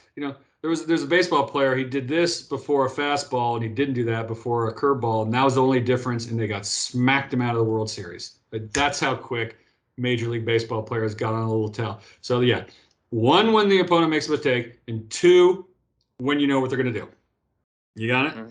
And then three, you're mixing up your scheme to try to make it so that they're thinking. Yeah, you want them thinking. What's he going to do? What's he go? Oh, you're late. Like what? I made a mistake. Too late. I made a mistake. Right. And I mean, again, I'm not a coach, and I don't claim to be. That seems to be plenty to win. I don't know what else. I don't know what else you want to do with blocking. But That although makes we are an hour and a half in, and we've only gotten to two things, so it is more complicated than most people think when they tell me only three things, Kent. Yeah, vision, blocking, positioning. It's all you need to know. You want a gold medal like I did, and the Norwegians, and Todd Rogers. Simple game. Yeah. That's good. That's good. Are you short on time? No. We're gonna go. I'm super enjoying this. And I'm having a good time too. I'm having a great time. That's amazing. It's good if I can make the guests have that. So I'll just go to another question on my list. Oh wait, you want to do the third thing? The third most important thing in beach volleyball? You only need to know three things. We've done two. Okay, go for it. What? Yes, I want to know three important things. All right. Absolutely. So vision. There's only three things you need to do to win a gold medal: vision, blocking philosophy, and positioning in the court. Everybody's out of position on the court. Everybody is almost always out of position on the court, except the Vikings and Todd Rogers. All right. I can watch. Again, we get back to the same. We can do this quick, and you can get on the questions too. I don't know how your time availability is, but I have time. Everybody's out of position. Okay, everybody. They're too far out. Basically, they need to get more in. You see these bizarre things where the ball is going this way and the athlete is running that way, and you ask yourself, why, if the ball is going this way, is the athlete running that way? And it just mystifies me. You'll see it in those quarterfinals of the World Championships in Rome. A guy running this. You want to know another one? There's a guy standing there, and a ball comes and it's 3 feet away. He doesn't move for it. Why? The point is to dig the ball, and you're not moving for it. And they're like, well, what's going on, right? Uh-huh. So I'm going to give you another bit of philosophy. Yeah. And it's tied in because it's the same. We're going to run the same process. I am on my defensive positioning. In my positioning is what am I trying to accomplish, right? What am I trying to accomplish? And it's because it's defense. It's the same as blocking. The reason why there's a subtle difference is because there's a difference between blocking and setting, or blocking and defensive, which doesn't. There's no two ways to hit a ball, right? So offense is hitting. Defense is blocking and defense, this side is blocking in the defensive position. The people that win the games in volleyball are the ones that don't make the most plays. Okay, they're the ones that make the most plays that they should have made. So the question isn't how many blocks you had or how many digs you had. It's how many blocks did you get that you should have gotten. How many defensive plays did you make that you should have made? Like when you're I didn't know how to chart when I started. Most people chart this. The only thing I was focused on was, should I have made that play or not? All right. And did I make that play or not? You right? If you make a high percentage of the plays you should make, then you will win more games than you lose. Again, you don't get to decide if you win. That's the problem. Michael Jordan gets to take the last second shot, right? Tom Brady gets to throw the touchdowns. Volleyball players, it sucks because you don't get to decide whether you win. It's not in your hands. You have to have a different approach to the game, which says that, and look, next time you chart a game, sit there and go, how many balls, not how many digs did the player have, how many digs should the player have had? Okay? Generally easier, right? Depending on what happened in the game. Or what? Depending on what the attacker did or what actually happened with the ball. The reason you see a ball that comes off the block that's up in the air that falls 3 feet in front of the defender, then you wonder why didn't you move? Like your job is to move the ball. You get the ball, right? Ball go up, ball up. It's because they've lost focus on what they're trying to accomplish. Again, Jose wants to make the big giant hit. He doesn't want to hit the niceties every time. Emmanuel did it beautifully. He'd stare at you, hit to that back corner. You'd wait for his arm to move, and you run as fast as you can. You have no chance, Emmanuel. Boom. He didn't get all excited like Jose and want to hit the ball. He had no pride in himself. And did he win a gold medal, Emmanuel Rego? I think he did. Amazing. Yeah. It's incredible how it works across all the Emmanuel Rego, Brazil, gold medal. Because he went up, he looked at you, and he hit it the back corner. And if you moved, he hit over here. Right? It's the same thing. So in defense, so you're not going to do anything against Rego. You're trying. I'm watching him. I am trying to wait. I'm trying to wait for him to make a mistake. When he hits that line shot, I am moving my fastest, knowing full well I have no chance to get it. Which is why we're weird. Like I am not going to get it. I have no chance. But that's not the mindset. You go for everything. You're trying but I know you're not going to get it. And you dust yourself off and you're going. You need to. Emmanuel would get a little nervous. I didn't know this till later. His coach told me he had a little bit of anxiety. Right. So in big matches, he lost the Olympics. He lost it to Phenomenal and Blanton in that famous game, and. He would make mistakes, and that's when you jumped on him, and that's when you could beat him. First of all, everyone plays, in the minonette, otherwise known as indoor volleyball. They spread. The defensive players tend to be out back. When beach volleyball, you got to be a little forward because you can dig a ball like this. So if you calculate the angle of where you're standing in the court versus the out of bounds. Where should you be standing in order to get the most amount of balls, right? Just if someone's listening, when you say dig the ball like this, you're using your hands, overhand. Well, that's not the point. If you draw a line from the top of the net to the top of your hands, does that ball go out of bounds? So if I'm standing like this and the ball gets hit over my hands, is it going out of bounds? Yes.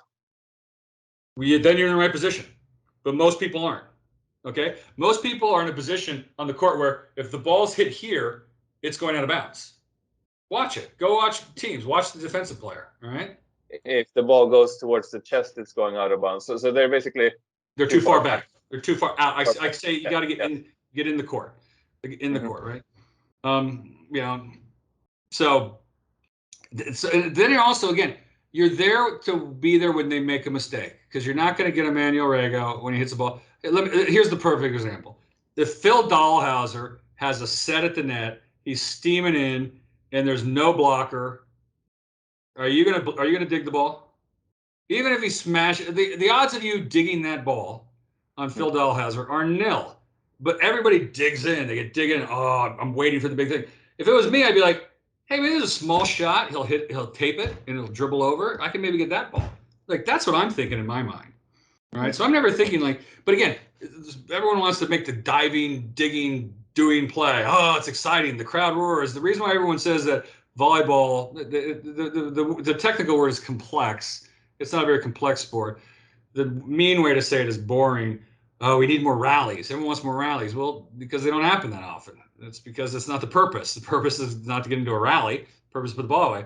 So when these spectacular digs are made, you're like, wow, that was awesome, because it doesn't happen that often.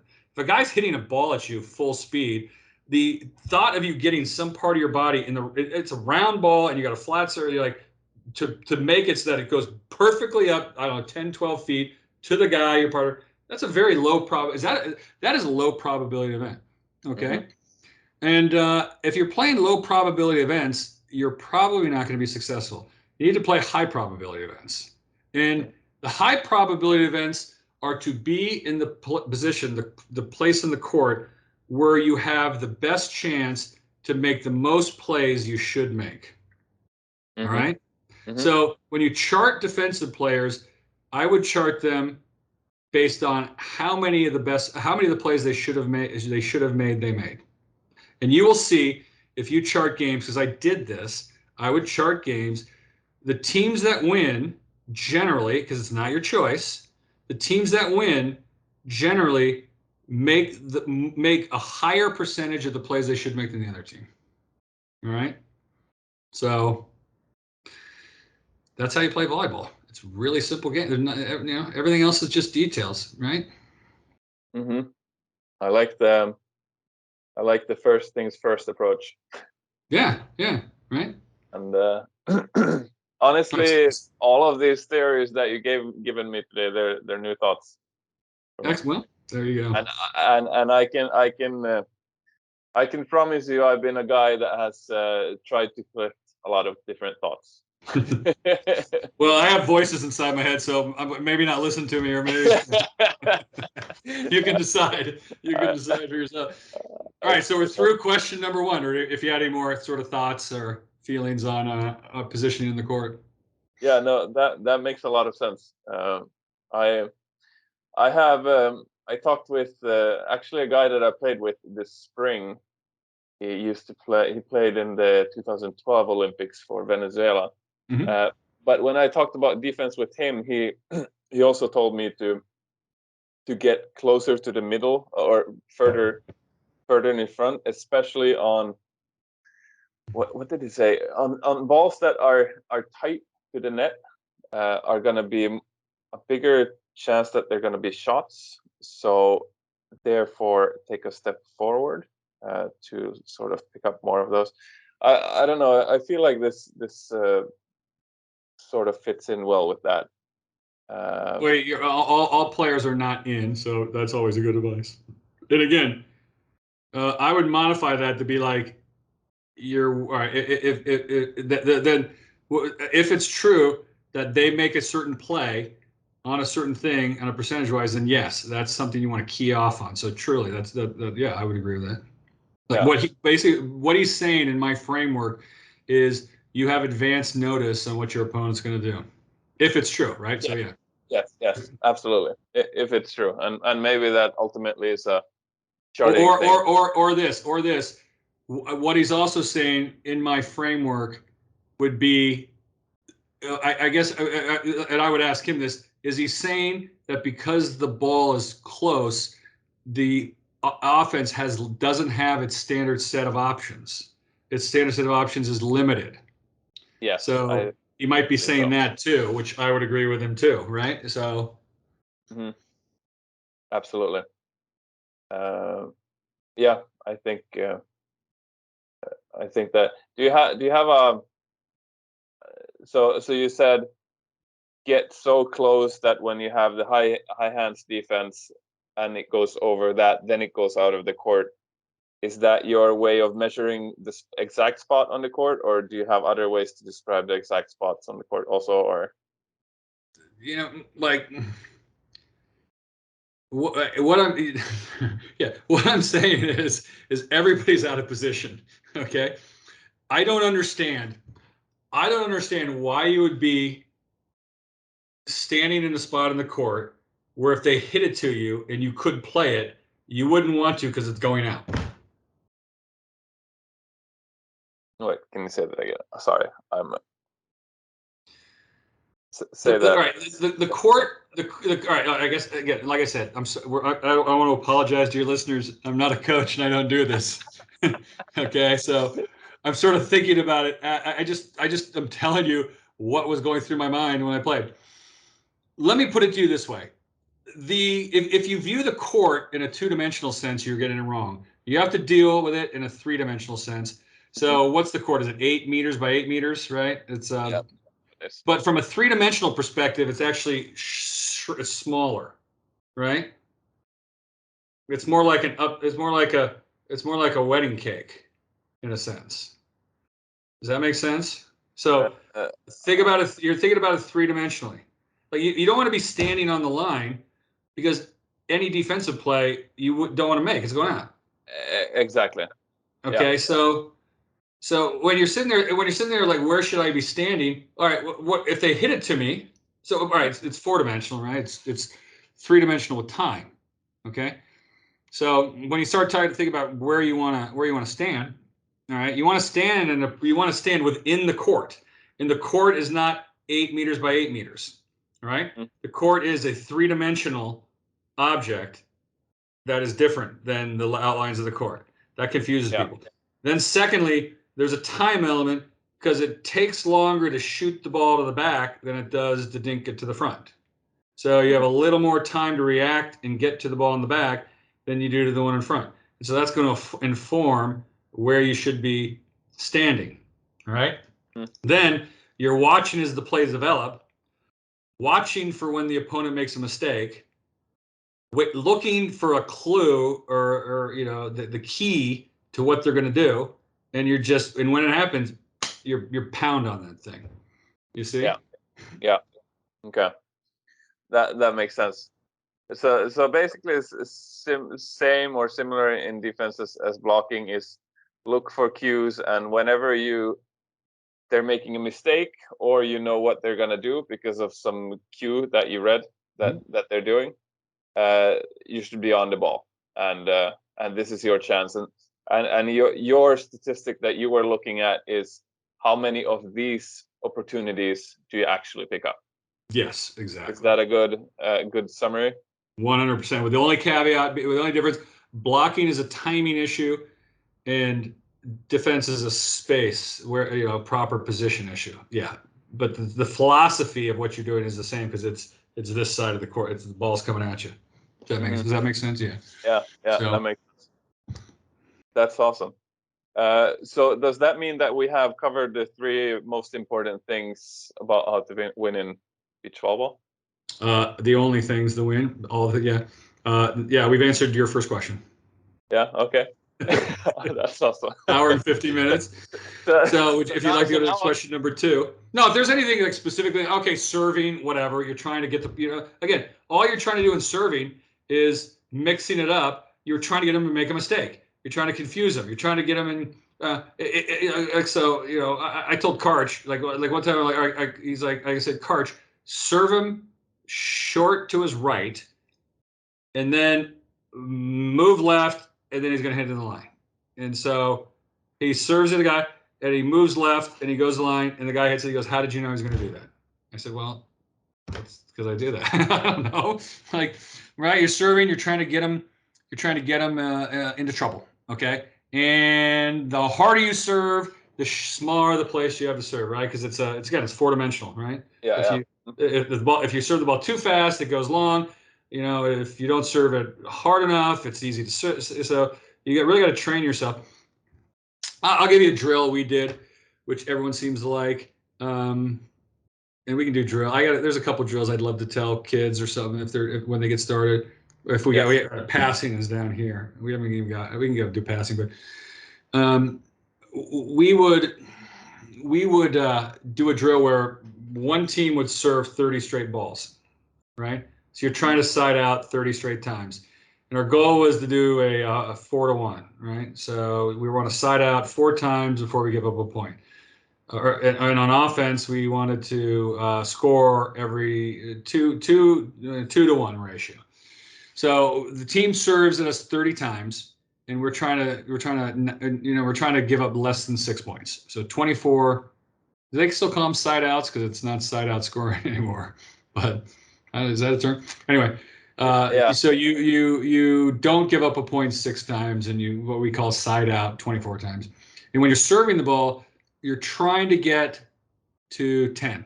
All right, you're trying to get to 10 points. So if you serve 30 times, you want to get 10 points on the other team, right? And you really want to practice serving hard. And this is how you do it. So this is the story I tell, because again, we're going to get back into the mental and the emotional. So we played this tournament, which was called the Cuervo Gold Crown. Most beach volleyball tournaments are tournament format, and you don't want to lose a game, right? It's a bad idea because you're then out of the competition or you're in the losers bracket. But in this one, it was a round robin, okay? So there's 8 teams, and we played 7 games. You played everybody once. Yeah. We would get into the position where in that last game, we were 6-0, and everybody else was 4-2. So we knew no matter what was going to happen, we'd be in the finals, right? Mm-hmm. We're 6-0. The number 2 is 4-2, so they can only be 5-2. And at worst, we can be 6-1. So the game didn't matter to us.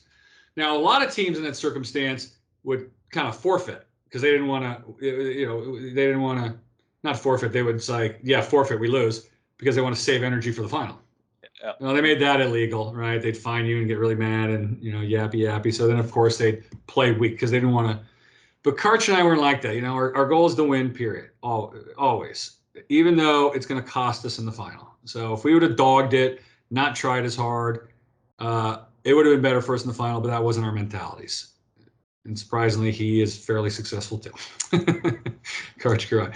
So what instead we did is we said, we're going to serve as hard as we freaking can, no matter what. Miss. If we miss 15 serves in a row, what would happen if you were playing in a game and you missed 15 serves in a row? What would you as a coach do? You'd be over there throwing your clipboard on the ground, going nuts when the team's. God, dude, what's the team? And how do people teach serving? This gets back to the proper direction. This isn't even the direction part. This is more like mechanical versus rhythmic power. We are practicing a skill in competition against elite people. You don't get that opportunity. You don't get the opportunity to practice in an actual competition against the best players in the world. So we thought of it as like, this is a great time to practice our serving. Mm-hmm. Okay. And if we serve every single ball out of bounds, now we're not trying to hit it out of bounds. We're professionals. We know you can't hit it too hard. So we're not just like wailing the ball 500 feet down the beach. We're trying to do really hard serves, really sharp cuts, back down the line. I'm trying to hit it in the back corner. There's a serve we could do, especially when you're when you're in the wind, where you serve it really high with the super topspin. So to kind of, even if the guys would do this, it's going over them and landing on the backboard. Again, we had a bigger court, right? Yeah. But that's a good serve because you're trying to hit it over them, but it requires a lot of topspin. It's really hard. So we're going to try the hardest serves we believe we can make. And what was unbelievable is that when we did this, we smoked teams. Game was a 15. We would come with 11, 12 aces in the game. So 13 aces. It was incredible. Bam, bam, bam. The game was over even before it started. We always told ourselves, God, if we do this every game, let's do this in the finals. There was something mental about giving us that release that allowed us to serve better. We went back to our normal serving, which is we were one of the top teams in the world. So we were good servers. I wasn't the best. So other guys were better. Akatubby, Frohoff, guys were better servers. We never got to that level ever again, except in that tournament in that format when the game didn't matter. So again, a lot of it is mental when it comes. And, so when you're practicing, all right, so you get back there, and again, one person serves 30 times. You go around the horn. So then the other team does 30, and then your partner serves 30 times. And you look if you have this mindset that you're trying to, again, you're trying to serve it, you want to get 10 points and 30 serves, and you're really focusing on going for it, and you're really trying hard, you will get better at serving. All right, that's to me. So, a lot of people, again, the way you teach it, to me, the mechanical skill of actually serving is less important than the psychology of how hard are you going to try to serve to get them off balance. That to me is the balance, like that. Mm-hmm. That's how I approached it, in a sense. That makes sense. And I would and I look, I would, here's another thing I would say, like, the goal is to win, period, and not everybody has that. Not every team has that. I played with partners that don't want to win. It's horrifying. It's I play with partners that they don't mind losing because of the parties that night, and they feel bad if they have to wait because they have to wake up early the next day. Yeah. If you catch yourself on a team or with a partner that doesn't want to win, don't get like, go for it. Do the things you are kind of afraid to do because it's a competition and you're trying to win, and you want, like, right? Develop a skill you've never done. Like, learn a cut shot if you don't have a cut shot. Go for that. Like, look, this game. All right, I've had a partner who didn't care about winning. Literally, I'm on the court with him, and he's like, it's Cleveland. I don't care. It's not a big tournament. I'm a little tired. I don't. It's not whatever. And I'm like, would you just please try? I'm not going to mention any names. I don't want to, embarrass anybody. But at that point, I said I'm going to go for every serve like the Cueros. I'm going to, my cut shot was I'm going to cut. I'm going to hit really. I'm going to try to go to that angle. So, right. So, when you're on your way up, you might want to say to yourself in a competition, I'm going to try some things that are a little difficult, that are harder, so I can improve and get better at. I think that's a good philosophy to test out as an athlete, because again, you're in a competition. It's again, the things are so mental. The way I talked about how when we didn't care if we won the game, necessarily we were trying, and we didn't care if we'd missed the serve, how much better we served. It was phenomenal. We could never recreate that. But we get better. That's sort of. I hope that makes. Yeah. I hope that makes sense. Yeah. So am I understanding this right? Like, if you have a chance to, in a game, practice something, this might be a good idea. Yeah. If you have a Try. game where Don't be either afraid. Yeah. if you have a Don't be game where afraid, even in games, to try some things on the mental side, because it's kind of more mental than it is, like, the problem with mechanical training, where your arm is, where your hand is, that it doesn't take into account what you're thinking and what you're feeling. All right, how your brain is operating, because you can't read the athlete's mind, right? So you're kind of, if you lift on a muscle, it's going to get stronger. If you press yourself mentally, you're gonna get better. And it's like trying, for example, if you learn how to, if you practice emotionally swamping and emotionally ramping, you're gonna get better at them.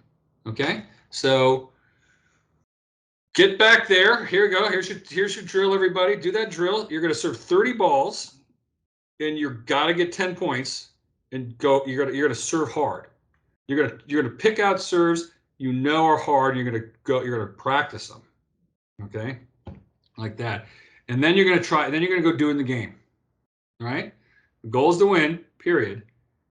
You're going to do it. You're going to go into this game, and I don't care if I miss a serve or what happens. I am going to go for harder serves in order to make myself a better server. All right. You can do that in the hitting side too sometimes.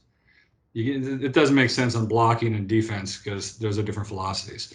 But yeah, right. Yeah. So same thing with serving. You're trying to increase the options you have. You're trying to get the other team in trouble, and it's a giant mental thing. It's a giant mental thing because you don't want to miss, and then your partner looks at you, the partner goes, and the coach goes, serve. You didn't serve zone 5 or whatever they say. They get mad. Yeah. Then you feel bad. Yeah, I think I know what you're talking about. Sometimes one strategy that I've used a little bit has sometimes been communicating to either only my partner or maybe even everyone on the court that today I'm gonna be pushing my limits a little bit within this area, whether it's hand setting or serving or whatever. And I sort of tell them, I sort of ask for permission to do that, because in a sense, if I start, serving every single serve in the net, the whole game might get boring for them. So I think I could even give them like the option to just tell me like, hey, Alex, now this is too much. Start serving in some balls. But so. But why are you serving the ball in the net? Well, if I'm making mistakes or if I'm serving out, like if I'm trying to put more heat on the mistake? Ball. What's the mistake you're making? You're pushing yourself, right?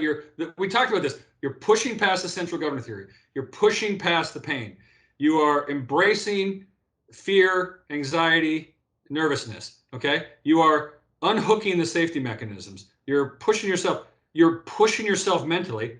Why are you making? Look, my dad he loved two things in life: physics and sports. A serve is physics. What are you blowing? You're blowing the launch trajectory or you're blowing the force, right?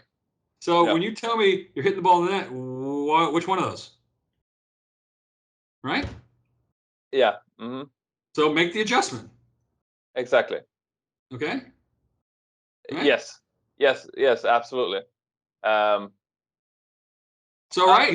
maybe I should have said, if I'm pushing my limits and I end up doing so many mistakes that it becomes boring for the other people to be on the court with me on this particular day, I could even give them the option to tell me to not be pushing my limits so much today, just for their fun.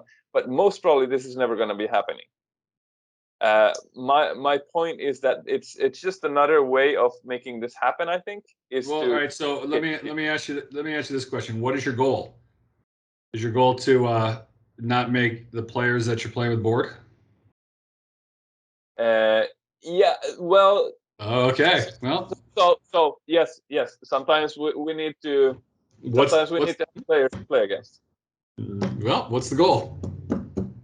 To win. Period. I don't agree with you. Okay.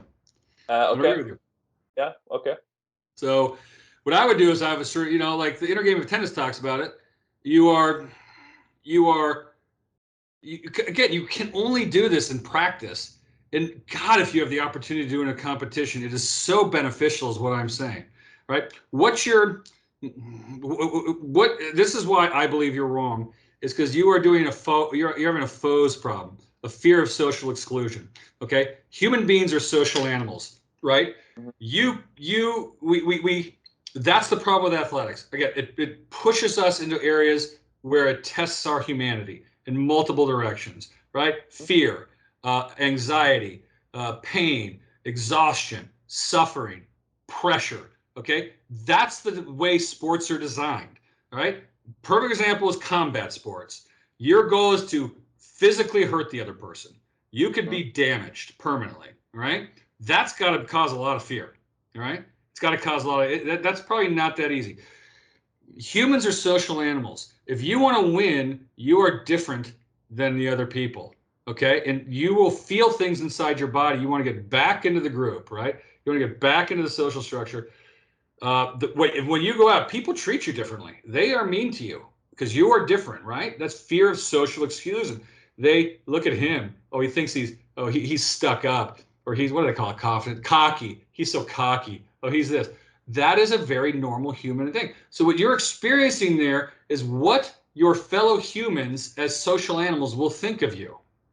Mm-hmm. Okay? Yes. So can I you get your right? point. I actually think we're talking about slightly different things. You told me that if you want to try a serving, but you're worried about what other people will think. That's what I Yes, heard. because I'm thinking long term and I need practice partners because it's a group sport, and if I don't have people to practice with, then I'm not getting any better. You can make a. I guess if Does there's 3 people in town. Well, another thing I could do is we can have a conversation with the people, right? But actually, what you could do is serve the ball in. Yes, I can serve the ball in. Yes, hard, going for it, fearing. You ready? Now you're getting into fear. You are afraid people won't play with you. You are afraid people won't practice with you. That's the point. That's the point of the sports. That's how they're designed. They're designed to do that. You got it? Again, Yes. your choice. Don't have to agree with me. That's what I see. You are right. No one will play with you. Does that scare you?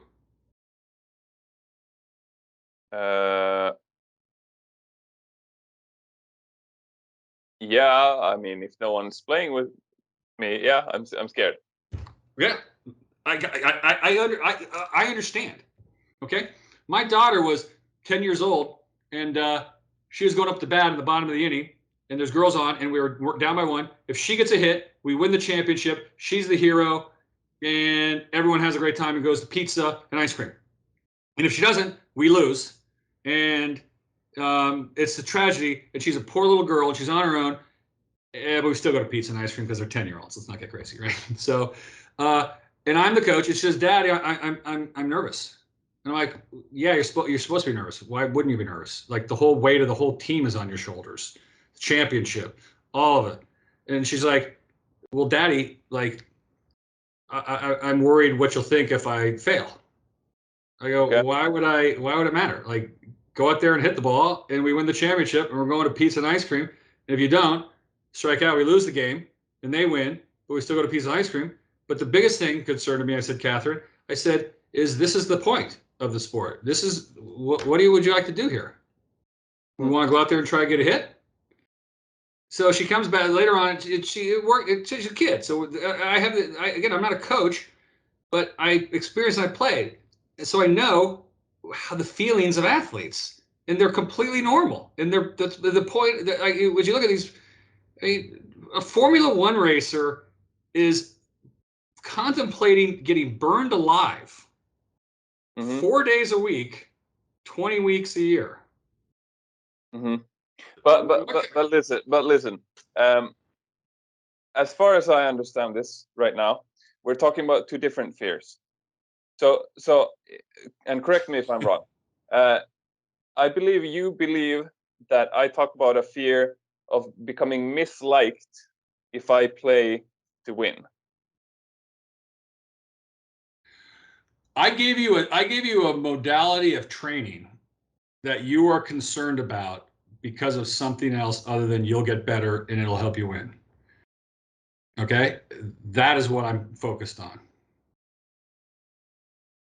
Okay, so my example, better example than serving, would be hand setting.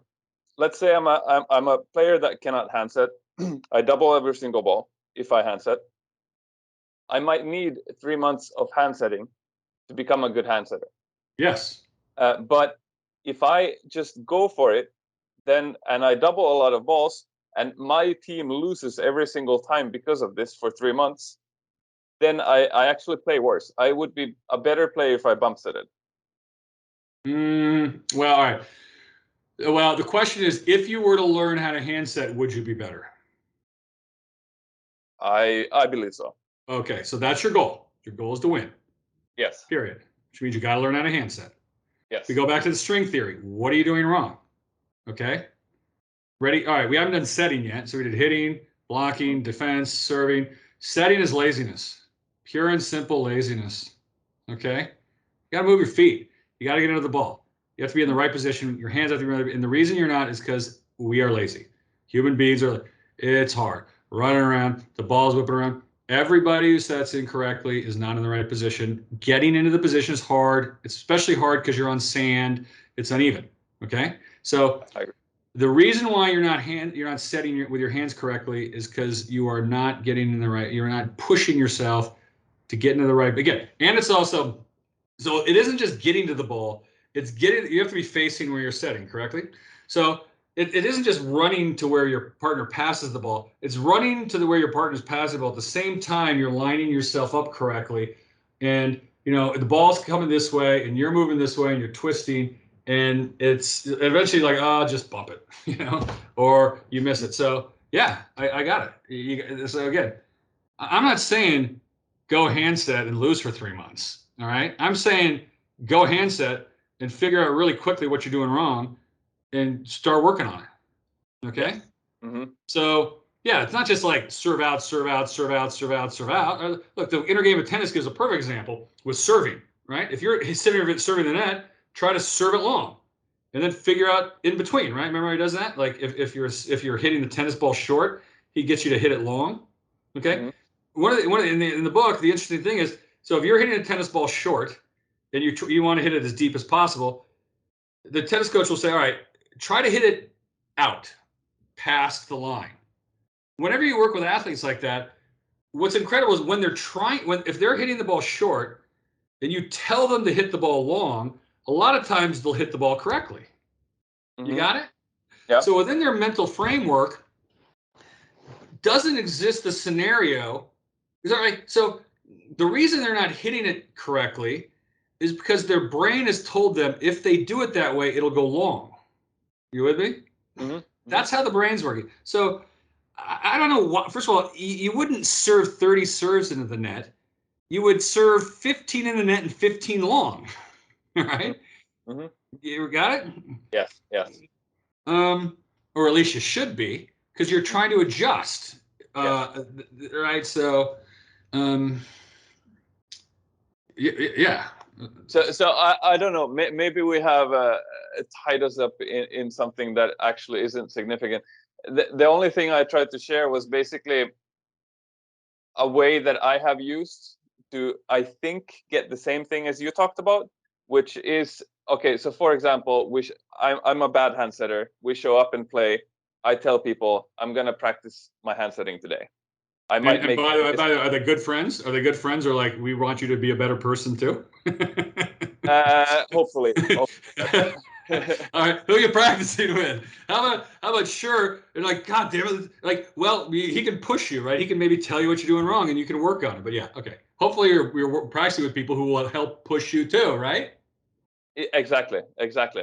But Remember in the serving example, Karch and I agreed that no matter what happened, we were going to serve hard. So it didn't matter if in a regular game I would have missed a couple serves in a row, Karch would be like huffing and puffing and yelling at me. All right, Hav would be like calling me names and cursing at me. So yeah, you might want to have a conversation with your practice partners and say, why don't we all try our hardest serve? Why don't we do today? Everyone does their hardest serves. Like we try to hit like sharp angles and we're okay with it. See what happens. this is I think this is similar to what I'm talking about. If let's say everyone's good hand setters except me. I can ask, can we play today with rules that my doubles don't count? No, doesn't work. Doesn't give you the psychological pressure. That's true. It will give me a lot of in-game reps. Maybe it'll give you mechanical reps. It will not give you mental, physical, and emotional reps. That is true. Again, if you want rep setting, just get a ball in a ball, 1,000 times against the wall, and put a dot on your wall in a ball in perfect time, right above your head, and you hit that thing 1,000 times every day. You'll be able to handset. I guarantee you'll be able to handset in no time. Yeah, I agree with that. Mm-hmm. I agree with that. I personally, I do also see some value in getting mechanical reps without the pressure in game situations as a transition phase. I believe in the end, you want the psychological pressure, you want everything. That people can disagree with that. You can disagree with that. I'm not gonna say that it's absolutely necessary. I'll think about that actually. Well, again, let me be clear. I would never say never. I would never say never mechanically train. All right. Again, I'm American, so we have all American sports, but baseball is one where they did figure out your release point. If you change your release point 3 degrees and you have more on your wrist, and you have its spin rate's important basically on a baseball. So they mechanically train them to move their wrist. So that's not, again, but what I'm saying is there's too much mechanical training, especially with younger athletes. So clearly, if someone's doing something like, even to the point where if you have backwards footwork, I wouldn't touch it. But if something's clearly like like a person is not even jumping correctly because they're not getting down, yeah, whatever. You can mechanically train people in certain areas, but it is not easy. It takes a really good coach who really knows what they're doing, because verbal modalities will mess up a lot of people sometimes, because then they'll be, what you don't want the athlete to do is be thinking about the motion. Okay. So you can't have a mechanical training modality, but it's got to, it's like a controlled experiment, like a level 5 pathogen laboratory. You got to be really careful when you do it and surround the athlete. But yeah. Because again, if you affect the mental and emotional, that's part of it. You can't intertwine the thing. But yeah, I get you. I hear you. Yeah. Yes, I agree with you. I am personally a coach that uses mechanical training, but I believe 95% of mechanical training in the world is done wrong.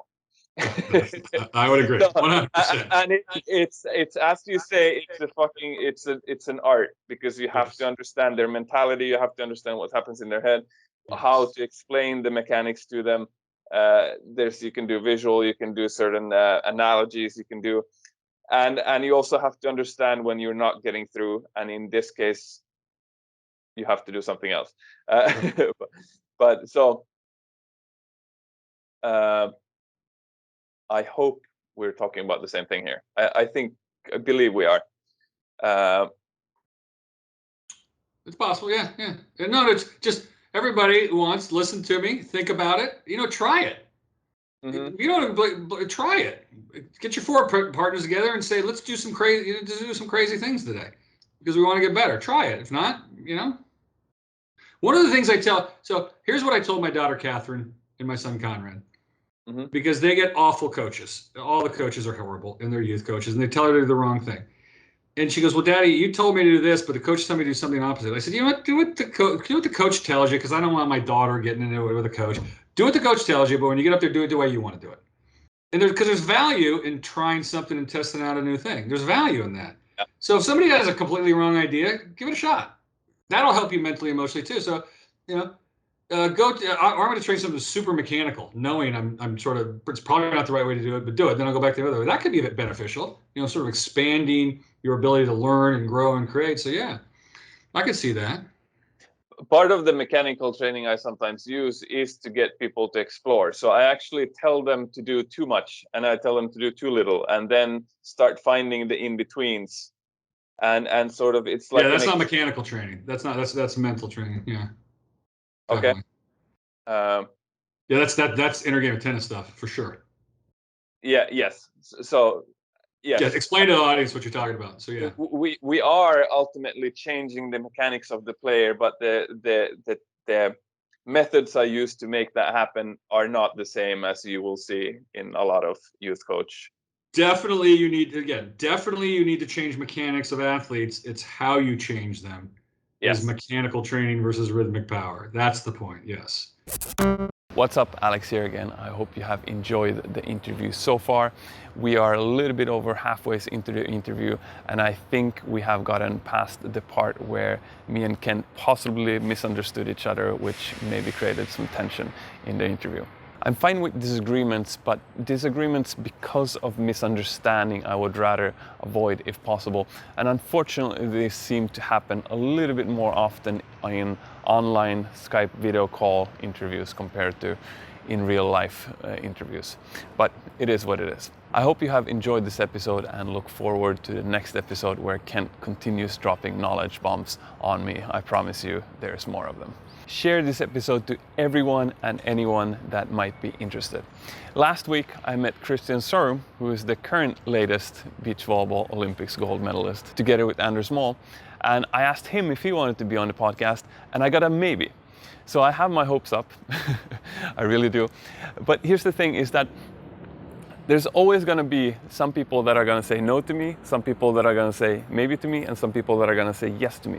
But the more this podcast grows, the easier it is to turn those no's to maybes and those maybes to yeses, which will just help me bring these high quality, highly insightful beach volleyball conversations to you guys. And this is why it's so important that you guys help me grow this project by sharing this episode, share this podcast, and share this whole Learn Beach Volleyball Fast project to other people. Also, I'm always open for feedback on how to become a better beach volleyball podcast host. In a sense, I feel like my job as a podcast host is to help these players and coaches and whatnot to formulate the knowledge and information that they have into words that we can all learn easily from. I also feel like my job is to ask them questions that actually brings out the information out of them so that everyone can learn maximum amounts of the sport. And with everyone, I mean you listeners, I mean me, and I mean the people that I interview, because quite often, or actually almost every time, I've gotten the feedback that, I learned a lot on this episode as well. And that's just amazing. I like the win-win-win situations. But any help or thoughts or feedback on how I can do this podcast better for you guys is always welcome. I want to become as good as possible at doing this, and experience has showed me that whether it's listening to feedback from listeners or viewers of videos or players from coaching, this is one of the most powerful ways for me to become better at what I do. So I'm inviting you also here to do that with me. Okay, so as always, in the podcast episode description, there will be a link to this same episode on YouTube, and YouTube has a comment section. So go and find that link, go and find that comment section and write your comments there, whether it's feedback, whether it's thoughts, whether it's questions to me or Kent or who knows what. Just go there and do that. And another reminder, share this episode to people and friends that will find value from it.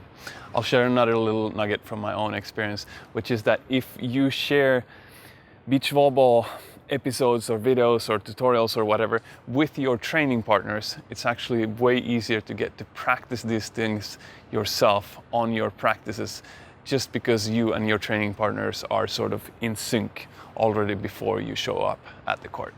All right, thanks for listening. Have a good one, and see you soon in the next episode, which will be the rest of this interview. Bye.